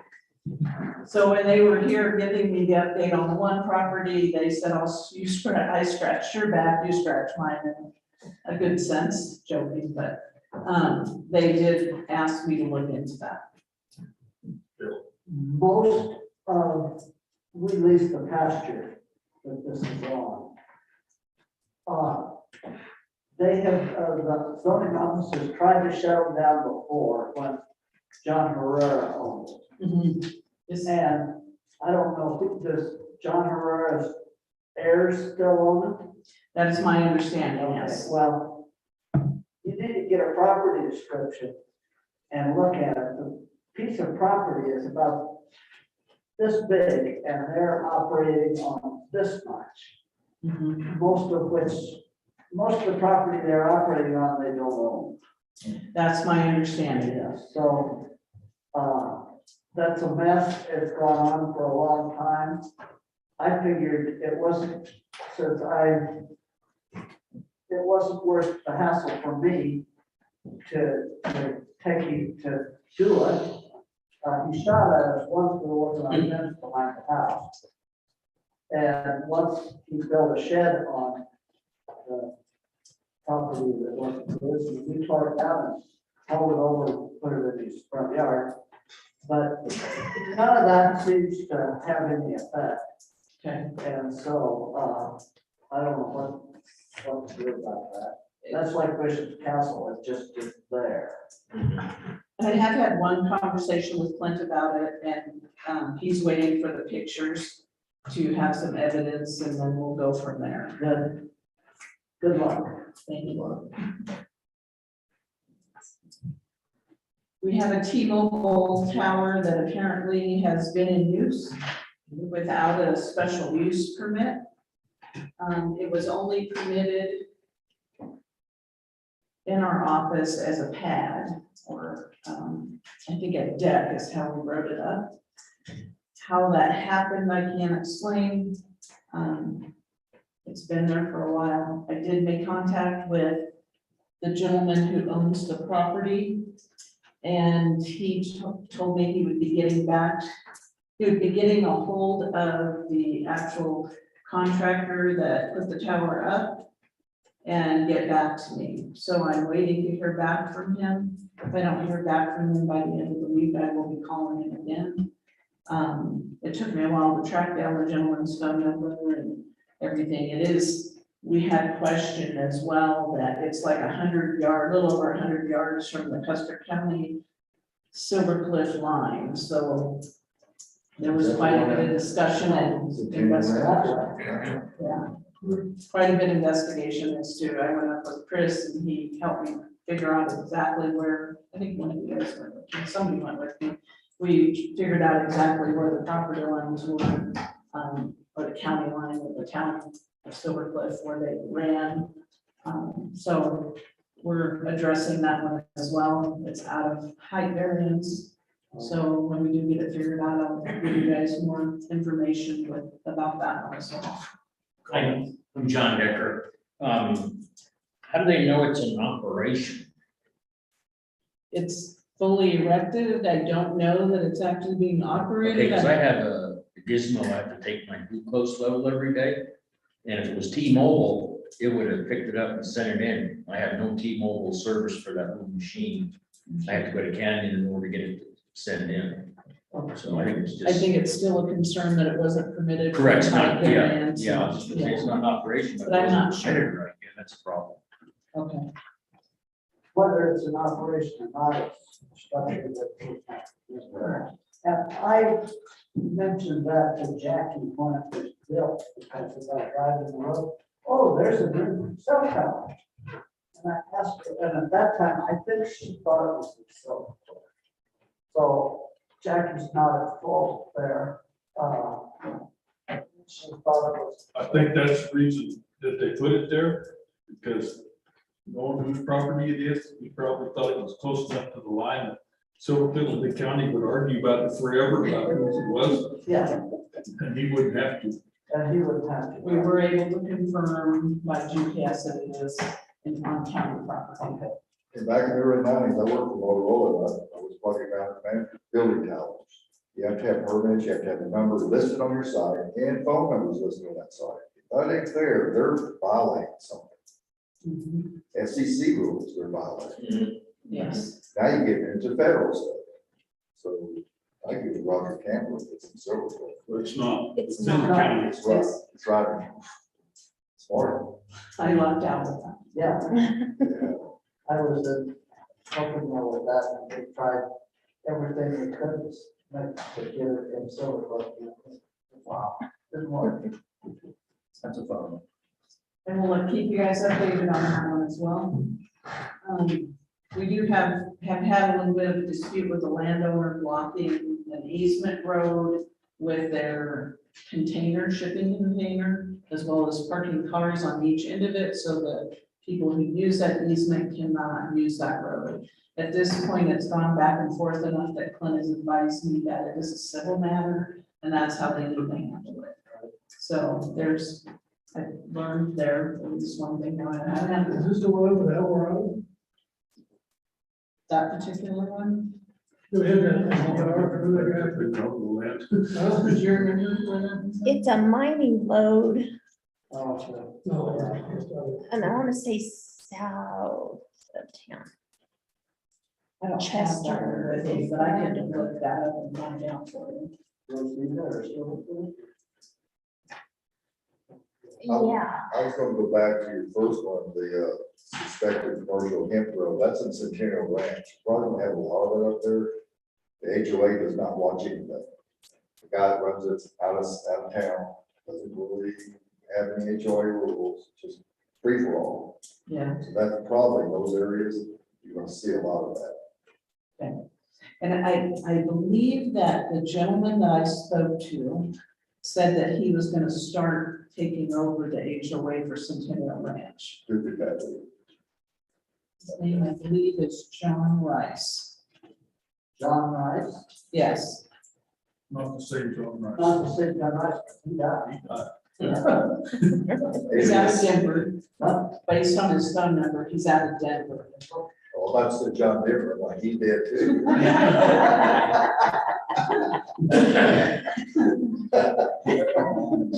Question for Mike or Bill. Oh. Four, If they have a hemp grow, don't they have to have state inspection, to make sure it's hemp? Yes. I have no idea. Every, USDA, They have to have an. I'm just not sure, but you run into more of a water issue. I believe Well, it's right, every. but if they're gonna grow hemp, they have to have some kind of a permit from the state to grow that hemp. They do, and they came out every so often and validate how strong Oh, yeah, it that's is. true. It's still classified as THC and all that. it's the percentage that they're allowed at 0 point something. The problem you get with is if the wind blows into that hemp field, and now it's got THC in it. That THC that causes the level rise, that hemp field gets shut down by the state. And that's in your area, so there might be some smoke running over that way. Well, if I'm burning it, I guess.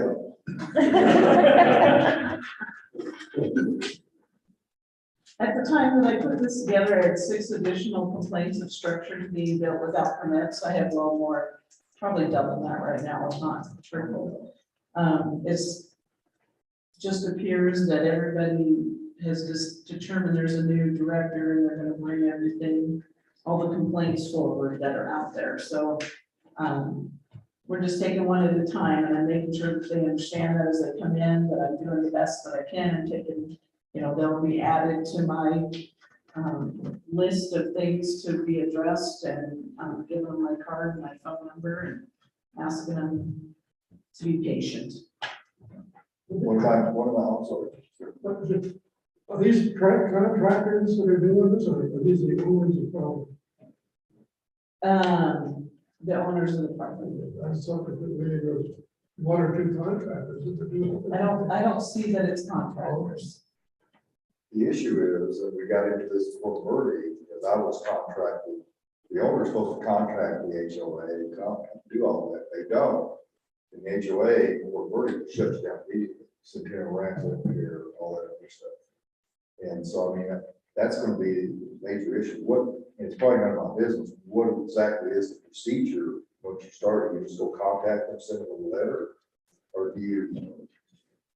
It just, I guess, depends on the situation. At least up to this point, I've been trying to go out face to face and speak to them. There are some on my desk right now that I'm going to follow up with a letter. A lot of shipping containers showing up on the property. I know I can't visit every single one of them within the time that I probably need to. So I'm going to start with a letter depending on how far along they are in the project. Probably know that. They know you're overworked, Jackie is overworked. I mean, it's just all that's on the line. The thing is, I think this is ultimately going to end up with the commissioners, because they're kind of in charge of the enforcement. And it's going to take, them to say, okay, this is the things that's happening. We need the attorney to send a letter to these people and say, this is what you need to do. Or this is the consequence. It'd be nice to put some teeth in here regarding contractors too. You got three contractor doing 3 houses, none of them have permits. That's an issue with that contractor. He should not be allowed to build in this county. Well, contractors aren't licensed. I haven't noticed that any of them are contractor. They're licensed, they're free lot and all that, but you've got to be able to shut down contractors. Anyway, It's not. it's going to end up in the commissioner's lap. Yeah, sure. There's a lot of it going on out there, a lot more than I probably even know. Okay. Okay, I guess I'm passing it on to you for now, That's done. and then back to me. Bill, Before we get into planning commission business, what are your hours of operation now? In planning and zoning, Yes. it's Monday through Thursday, 7:30, and we've still been closing at 2. That's fine. And I'm probably gonna do that at least until Carlin gets back from her leave, just so it gives me a chance to breathe in the afternoon and get some paperwork done. Otherwise, all of this is not gonna, none of it's gonna get taken care of. It's a, Wednesday, I come back on the 22nd. On the 22nd. If, as long as the doctor checks me off the okay list, so hopefully the 22nd. Yeah, okay.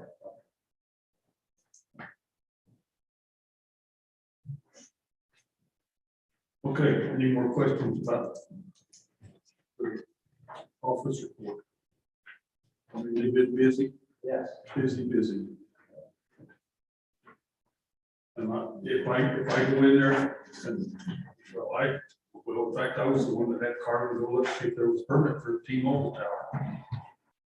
Because she asked me about getting a permit for that pad.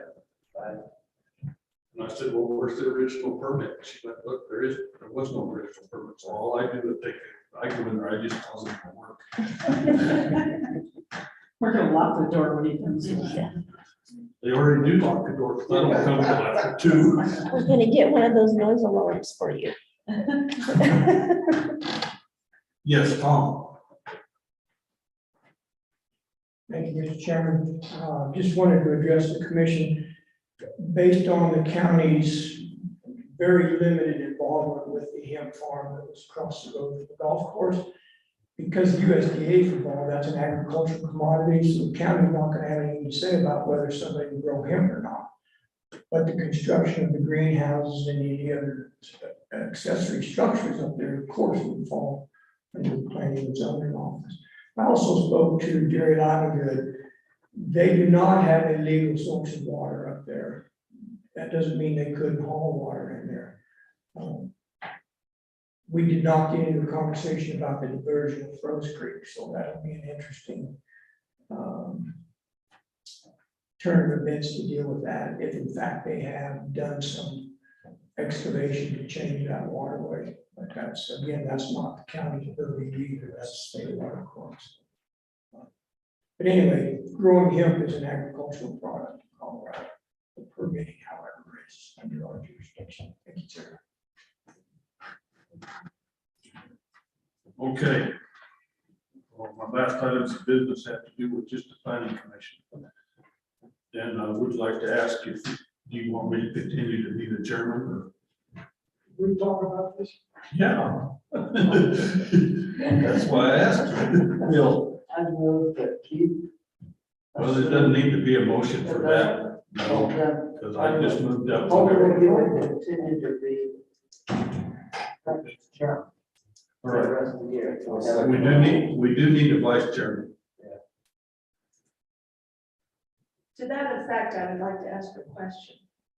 Carla, I heard the rumor, Uh-oh, don't believe it. well, that's why I'm asking you, Okay. that you would be willing to be the planning commission secretary. Is that correct? That has not been posed to me yet. Okay, Um, because we are supposed to have that as well. tell me what's involved. What you're doing. It's taking the minutes, it's actually in the book on what's involved, but from my memory, it's taking the minutes and writing them up and doing what you, I guess you're doing now. And also ensuring that the notices are in the newspaper in the time frame required for the meetings. Okay. Which is what you're doing now. And it obviously would have to fall outside of your normal working hours. And it's currently in the budget from the county it's a limited budget, but there is some money there. Yes, So we have to rest the others. no, that is not, that is for all of the meetings. Mhm. Oh, okay. It was. So, question. Would the meetings then, would you be open to having these meetings outside of planning and zoning hours? So that there's not crossover with my job as planning and zoning? You can't double dip. I agree, see, I think, I find issues with it all over, and that is why I'm bringing it up. So, I feel that. I there's a tend to conflict. not want to take any more on my plate, just because I am having heart procedure this week. know, And right. so, if you have somebody else in mind, please invite them to. Yeah, I think we're gonna go with people. That's not the agenda point right now, so, do you want to stick by the agenda or do you propose changing it? Or we can change it and go to this Okay. instead.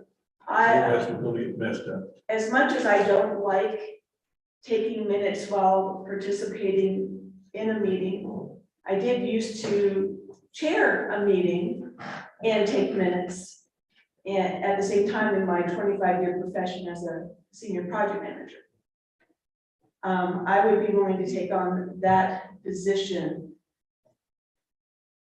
So that because in reading our planning book, it says we are required to do that. And I feel that we should be doing our job. And so if I get a nomination, I'd be willing to fill that position. So quick question on that, because I know that appointments, recommendations are made to the BOCC, but because this is a paid position that you guys I don't would have do this appointment, non-paid. do you elect that in-house then, or does it still Correct. have to be an appointment recommendation No, to it's the all BOCC? in-house. Okay, And I would not be paid for that, it would still be a volunteer, which I believe was the intent in reading the planning manual. I just don't think that's fair to you. You know what, that's a decision that Mr. Chair, I'll take it now. And when we ship, When it's appropriate, I just have a comment. Didn't mean to interrupt you. Just raising my. Good. Go ahead. Certainly appreciate what you're saying, Mary.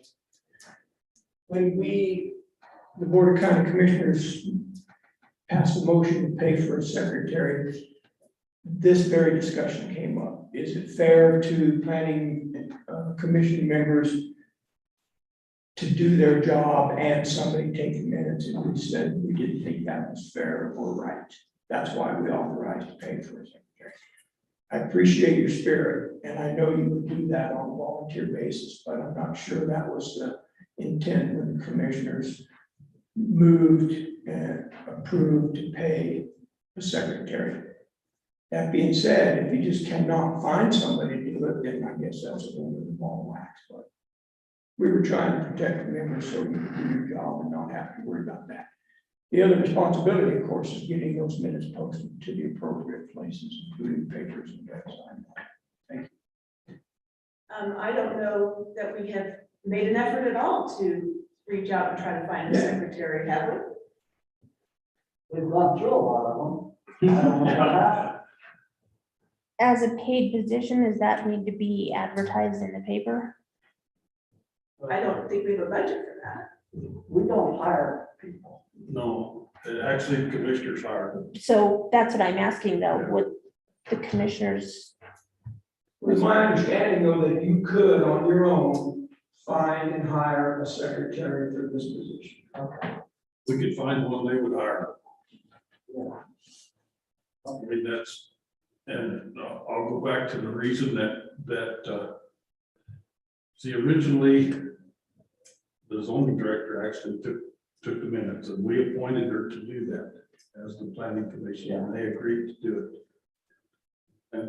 And also, we kind of shifted the responsibility then, because they were the secretary, and the zoning office took over the notification to the paper and all of that.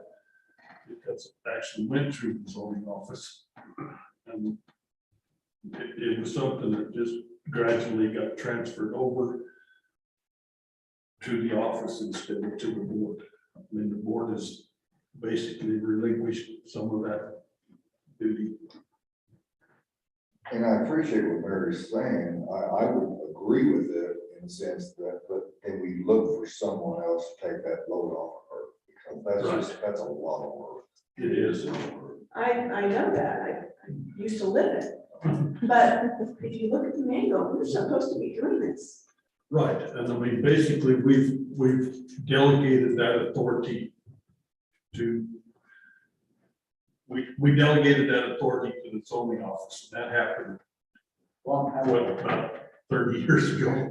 Well, I mean, she just started and she's already overloaded, that's, Yeah, we don't. I can't see us doing that again. Yeah, I think that's, you're right.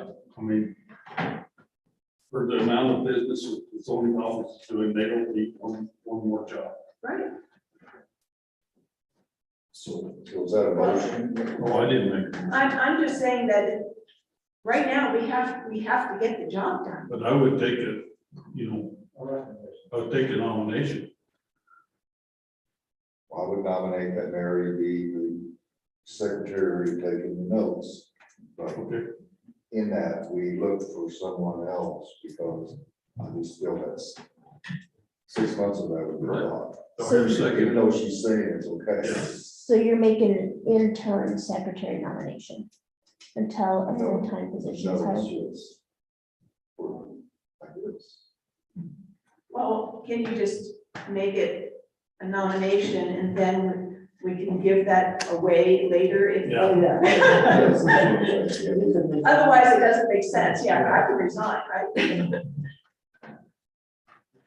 And I'll second that, Okay. with the understanding that we will diligently look for a competent person that will do it and stick with the job more than 2 or 3 months. Yeah, That would be that's been nice. our problem. Yeah. Or Mike wants to do. Okay, Not counting today though, because I haven't taken notes. all in favor of Mary? Well, I have to say that I would accept the nomination. Okay, well, no, you've been railroaded. Do you know if we have a job description for that position? That's in the book. It's, in the budget. it's like 2 or 3 lines. There's a description, but we're down to anything that's warm and let it. And I would accept that. Okay. Okay, all in favor, say aye. Aye. Opposed? Right, Mary's secretary till we find somebody. So Carlin, really expect me to be in your office at least once a week. You're welcome anytime. They'll have more questions for you too. And we'll learn from each other. We'll start making our list, right, Dorothy? Yeah. It'll be good because I'm between us and the 4 walls. This Thursday is my last day working for the vet, so as volunteer. And Okay. yes, so I'm gonna have, I have to fill that time. It's like, I'm really weird about stuff like that. We do need to have a vice chairman also. Bill, I'll nominate Skip. I would second that nomination. okay, it's been moved and seconded. Any further nominations? Skip, will you Steve, will you accept take that? that? I will accept for the balance of this year. And then I like to just see how it's going in. My term was supposed to have been up, I don't know what all these terms got screwed up, I was supposed to be, we were supposed to be done. Last year. No, this This December, yeah. So I just, yeah, I'll be fine. Okay, any further nominations? Okay, all in favor, say aye. Aye. Okay, Skip, you're it. Then you got 10. You want to get the chair, like, You want my chair? Okay, I'm gonna go to the commissioners. It'll be the end of the month. And I think that we should probably ask to have Justin put on the board. And I'm also gonna ask if they would appoint us another alternate. Even though it's mid-year. Yeah. So, Yes, Bill. do you, have you got somebody in mind, or would you like me to mention somebody? No, I've got somebody in mind. So do I, same one. Oh. I would hope that Pat Bailey would accept being an alternate. And I talked to him and he said that yes, he would send the letter. So, good. According to my records, Skip's term ends January 2025. I'd like to go over that, why, we've got two books here of that, of the dates, okay? And up until just a couple of weeks, or a couple of months ago, it says, Keith, me, Bill, we were all up on 2023. Yes. Okay, and I don't know, the only answer I got, Tom, was the Board of Commissioners changed everything. That's not true. This was the most recent list of appointments that we have and that we acted on.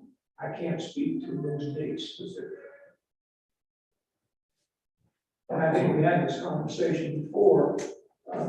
Two, Mike and Keith's terms expire in January of 23.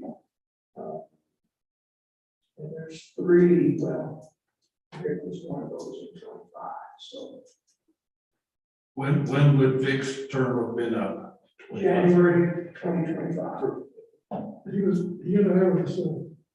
And it was, we both were on. So we just have to make sure that Justin's term runs the same. The same as this. That we got in, that's how we got in trouble the last time. Yeah. Right. That's how we ended up with four. We're still this off, because I'm 2024, I'm the only 2024. The two years coming off. Yeah, see, we should have 2, 2, and 3. And we thought we had that fixed because Yeah. We can go back and revisit this. No, if that's. You got 3 at 25, 2 at 23, and 1 at 24. so that's only 4 six. at 25, I'm sorry, 4. Mary, Skip, Bill, and Vic. That, There's your issue. So that's a problem. that's the problem. Yeah. I thought we had that worked out. It's not, whatever. Yeah, You which, may have, see, one of those would have taken Dale's place. And Dale was serving a full term instead of just replacing somebody. That would have been way back in the past. That's how it got started. That's how it started because we replaced somebody and they gave them a full term instead of just completing the term that was already there. What would it be wise if Justin's coming in to make him your 2024, and him and I? That probably would be wise to do that. that would get rid of that 125.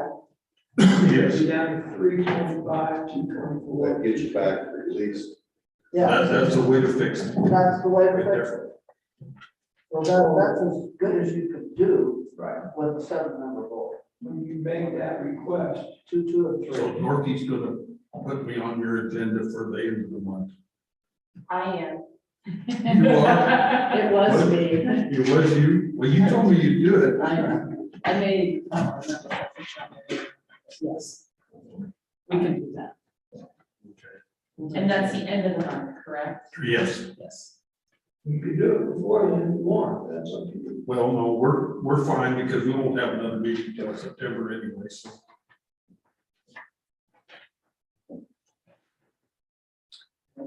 Okay, I guess we're down to.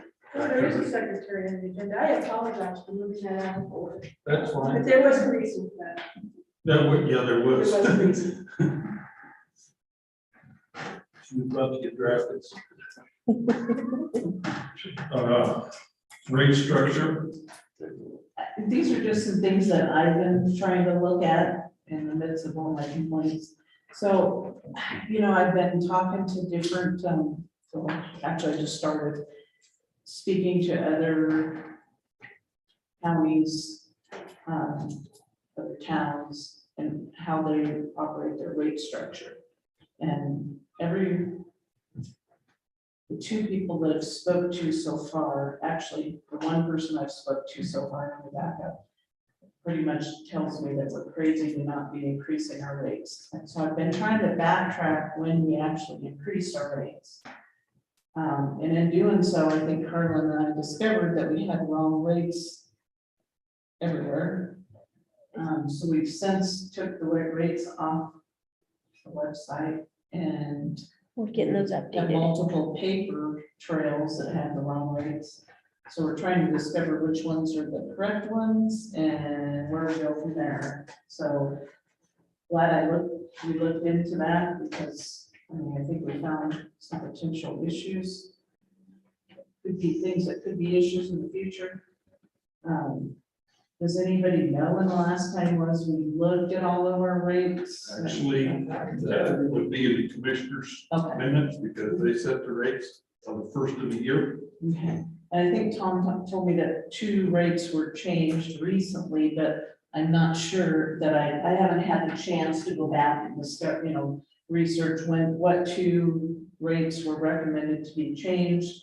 And honestly, if they really were changed, because I think 2015, was that the most recent? So what we figured out on that 2015 was Vernon figured out that some of the old website documents moved forward instead of the new ones moving forward. So that was in that homeowner's packet, the 2015 rate schedule. And that's what we're working, we took that down, we're working to replace it with the updated, the newest fee schedule. Somewhere we gotta figure out where we should be. I am never a fan of technology. And is there a disclaimer on the county website that this may or may not be correct? This may or may not be the current rate schedule. He's shaking his head no. There should be, Then we need to do that. because there should be a way not to be tied to what somebody entered or didn't transfer or something like that. Yeah, and I'm not pointing it just at the website. No. I don't think that was what caused the miscommunications. I think it's just, we need to figure out what we need and go forward. And I would like to have the opportunity to do some research and determine, make some recommendations from there. Because it does not appear to me that we've made many changes in our rate structure recently. Maybe I'm wrong. So anyway, that would go to the commissioners Okay, first of the year. all right. So I'm just giving you guys Yes. ideas as to what I'm, some updates on what I'm working on. We approved new fee schedule for the county, I believe 17th of January. Just this past January. And what was it? Which areas? Well, I can't tell you from looking at it. Oh, okay. It's changed, but we approved I'll go some forward. changes to the fee schedule. We can compare it to 2021. It was done 17th of January.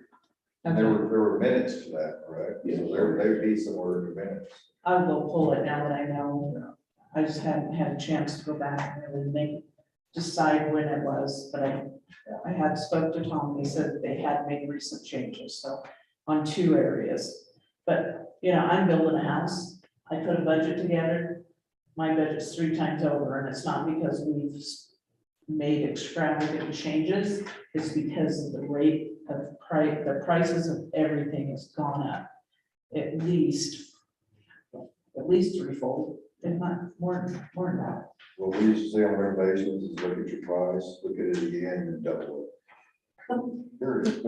So that, We had a very good cushion and it completely, I mean, it's reality. And when I spoke to the town of Silver Cliff, I spoke to Roger Camper. They've recently have increased their rates. And I'm not gonna quote what he told me they made last year, but if what he quoted me is correct, we should be making, in my opinion, more than what the town of Silver Cliff is making. they're And I- very high, but Silver Cliff's not cheap. It's very high. It's very free high. Kathy, And I- it's not cheap. And I'm not saying that that's what we need to go to. I'm saying that was my first stop. And I would like to speak to Fremont and I'd like to speak to a couple of the other counties and see where they're at. But I would think that we do more business in the town of Silver Cliff, and maybe I'm wrong. We should at least be making what they're making, even if they're charging more. But if what he's telling me is the case, we're not even close. And I come from a business background, so that was one of the first things I looked at, just to see, not saying anything anybody should have done or should do or whatever. I'm just looking at it. And that's my first assessment. Well, if you increase it, maybe we can pay Harry for doing that. There you go. We'll make it a full-time position. Yeah, nice and good. One thing that I've seen and just observing, we do a lot of research in our department. We have realtors that call up, we have land developers calling up, and all of the answers to their questions can be found in the resolution for the most part on our website. So Carlin and I have been really trying to I still want to answer the people's questions, but when it gets into, we're on the phone for an hour and a half with one person asking multiple questions, we're going to start referring them to the website. And a lot of I took the homeowners packets out, so we're not making so many copies of those. Instead, Carmen put together an outstanding little checklist, and I should have brought it with me, shame on me, of these are the things as a new homeowner you can do and you need to do. And here's where you can find these answers to these questions. So she's put together a great document. I want to pat her on the back for that because she took the time to do that with everything else she has on her plate. But it's just one step into the right direction to kind of start pushing people online. Most people have a phone, a smartphone or whatever, computer at home, they can look that up. And if they don't, we still have the hard copy information for them, but it's just not so readily available. I'll make a comment that the office traditionally has done a lot of the, say, legal research, going to the assessor's office, going to the clerk's office, picking up deeds, picking up things like that. And it's right in the resolution that when they turn in those permits, or when they fulfill the application, that this is what they have to turn in. It says, go to the assessor's office, bring us a copy of the deed. And all of this, the only reason they should have to go get a copy of the deed is if they don't think it's correct for some reason, and they want to check it against what is actually there, because some of the deeds are from title companies. Right. Yeah. So when we are doing those kind of things, I guess I just want to figure out how do we charge for that. We have it posted by the copier that is $60 an hour, but I don't see that we've ever charged for that. Maybe I'm sure we have somewhere. How do we do that consistently? So those are just the things that we're trying to work out. And we haven't found it in a fee schedule either. We never found it in a fee schedule either. There's nothing in there for a fee. Only under special use permits.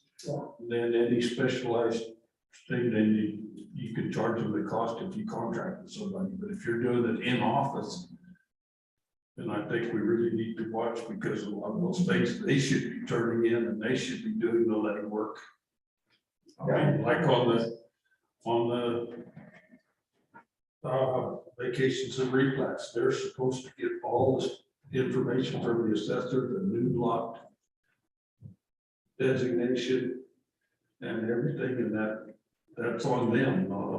I would say two of our biggest time eaters on the phone is out of town realtors calling about specific properties and then wanting to know, they ask about septic, and then we go into what's the zone, what can be built, how can it be built, what do we do, what's the steps, what's the process? And we end up 45 minutes is gone like that or more. The other one is engineers. People having engineers draw up their plans and they call. And beyond load ratings, which I always lead with, I can give you our recommended ratings. And then again, they want to know. Fremont and Chad, if you call them, Fremont, you put in your building permit and they take a week, 2 weeks, and they say 30 days. But I mean, that should be, I mean, you walk in here, you get your permit immediately, and I write you a check. That process doesn't happen. Which we've also discussed changing, trying to come up with some changes for some of that, because we're so swamped in paperwork. If you call Fremont, they'll, have a question, they'll maybe answer the question, and they'll go, well, that's on the website, go to the website. Yeah. There's your answer. Which Get out of that.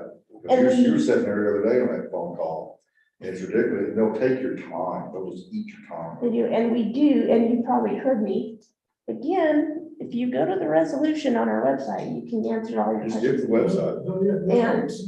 And they, We're working It's just, on, I was gonna say, you gotta choice it, you go to the website, or for $50 or something, or $20, get a copy of the building. Why don't, I mean, as a thought, instead of answering the phone, having an automated that says, for request your documents by sending it to info@custercounty.gov. I mean, just then they have a form on the website that says, what do you need? Because, I mean, as a realtor, I will come in and I will just ask for, hey, I just need to pull this, and I will come in with my tax ID number and pull the file and look at it. Y'all don't have to do anything. But I know the other agents that are not in our area don't do that. They'll call and say, hey, can you send me this? Can you send me that? So instead of doing it that way, why not? we're working on redirecting traffic to the website. another thing is the realtors have gotten really good at not saying they're a realtor, because they know that we're going to tell them to submit their request in an email. So now they say, oh, I'm just looking at a property at such and such address and I need to know if the septic checks out. And then it goes down a rabbit hole. And I will say our local realtors have been really good. It's the out of town and out of state People will realtors. take what they push. And if they can push you for 45 minutes to answer all the questions, they're gonna do it, but they're wasting your time. If they get the website fit, however you do it, if Mary's not taking money, use that money. They don't do that. I don't know. I'm just saying. I'm not saying that. It needs to be solved. Yep. That's an issue that needs to be solved, because you need time and you need time. Well, I think Exactly. the office has gotten so busy in the last couple of years, that we have not updated actual office procedures of how they handle things. And Now's the it's time. beginning to cause. Yeah, exactly. Now's the Yeah. time. Okay, any other business? And one more thing. There's one more thing. Right, Always I'm on the looking track. at training and Pueblo for additional Alps training. I'm looking at that. I am doing a little bit of research on that before I just jump in and spend some money on it. I have been going around and doing, side by sides. A couple of contractors took me around. I passed the test, but actually learning it is a different thing. I want to make sure that I'm doing the right thing for the county. So I went with a couple contractors, as well as Dennis took me around a couple times. Kristen has been a great, from upstairs in the assessor's office. She's a shadow Jackie all the time. She's been a great resource when I run across things. And a couple of the contractors I know I can call, that I've built relationships with so far, I know I can call anytime I have questions. The last thing, this may take a few minutes, Okay. and you may send me to the board of commissioners. So in our resolution, it says on page 65, it's 9.8B. It states that we cannot do a person cannot operate a nursery or a daycare, that will not be permitted. With that being said, we have our Stacy Terrell, our, what is she? Kids council. Kids Council. The state of Colorado is giving them grants and additional funding to try to increase our daycare here in our county. The daycare operators operating out of their home, are gonna have to apply for a special use permit, but it does state in there specifically that that is one of the occupations that we will not allow. I don't know if that's some way we can get around In our that. home occupation application, it says, Would it be a septic? Sure, it's not a special use. Well, it could be a special use permit. I mean, it cannot be granted as a home occupation. I mean, that's written It says that, in the book. yeah. So it's Okay, gotta so, be a but they special- could be as a special use permit. Yeah, I mean, that, because the only thing that would come up would be the state licensing. And the septic and that, if everything's up to par, getting a special use permit. So the state is encouraging the use of, by funneling money into our county through the Kids Council. And it's just, she's trying to find some way around that, what's written in the resolution. and why? Definite need for the additional child I care. understand that. I just want to go around the regulation. she wants to go around the fact that in a home occupation, it states that a daycare would not be permitted. But if you guys are saying that they can fill out a special use and it can be permitted that way, that would be the way around it. That's the way, I mean, there's no way around stuff. No, she was just going, we got all this grant money and now we can't even open daycares in county because They the have to go application through says the no. proper procedure. We just can't open it as a home occupation. You can't open it or So it would be a special use permit, and they tell them they have to do that.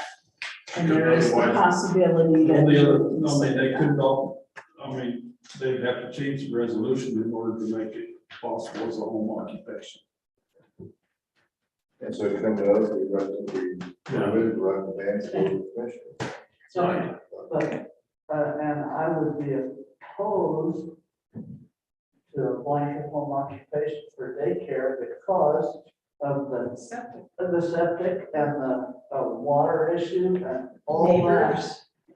It's just, they can't say, well, don't go by the regulations because we want to do it. They can't do that. And I don't think it was that, I think it was more a desperate need for the additional childcare. Yeah, and I understand that. So I guess we need to look at, And there's a procedure to do that. And especially use permit is that procedure. They were directed, or they found online the home occupation, because in their mind, which I would have thought the same thing, having not been affiliated. A home occupation daycare is a business being operated out of the home. And so that's the application they went to, and the first thing they saw was the daycare would not be permitted.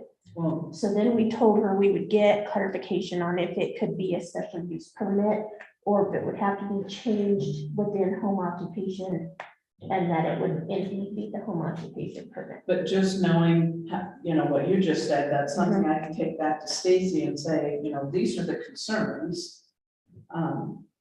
Maybe we need to look at another option. Is that Try out the septic. I mean, we're obviously gonna have to look at that. Maybe the state's willing to help these individuals put in a larger septic. They're diligently trying to find options for daycare in our county. And I don't know that they're gonna wanna apply for a special use permit knowing that it may not make it through. Well, It's a start. that's the reality. Yeah. They can't go around the county regulations. Right, and I understand that, but at least I have some, I appreciate what you told me. I can go back to her and at least air that concern, and maybe they need to look at other options.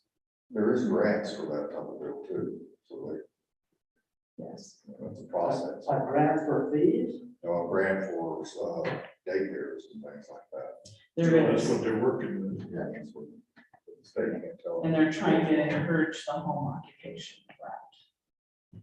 The home daycare. Doesn't work in this county. Good feedback. Yeah. Thank you.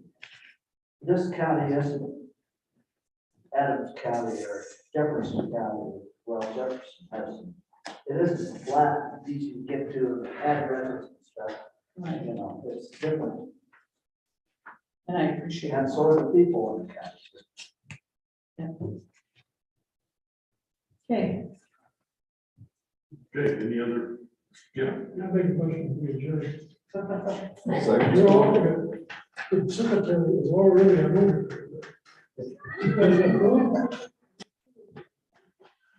okay, do I hear a second? Second. All in favor, say aye. Aye. Sorry it took so long.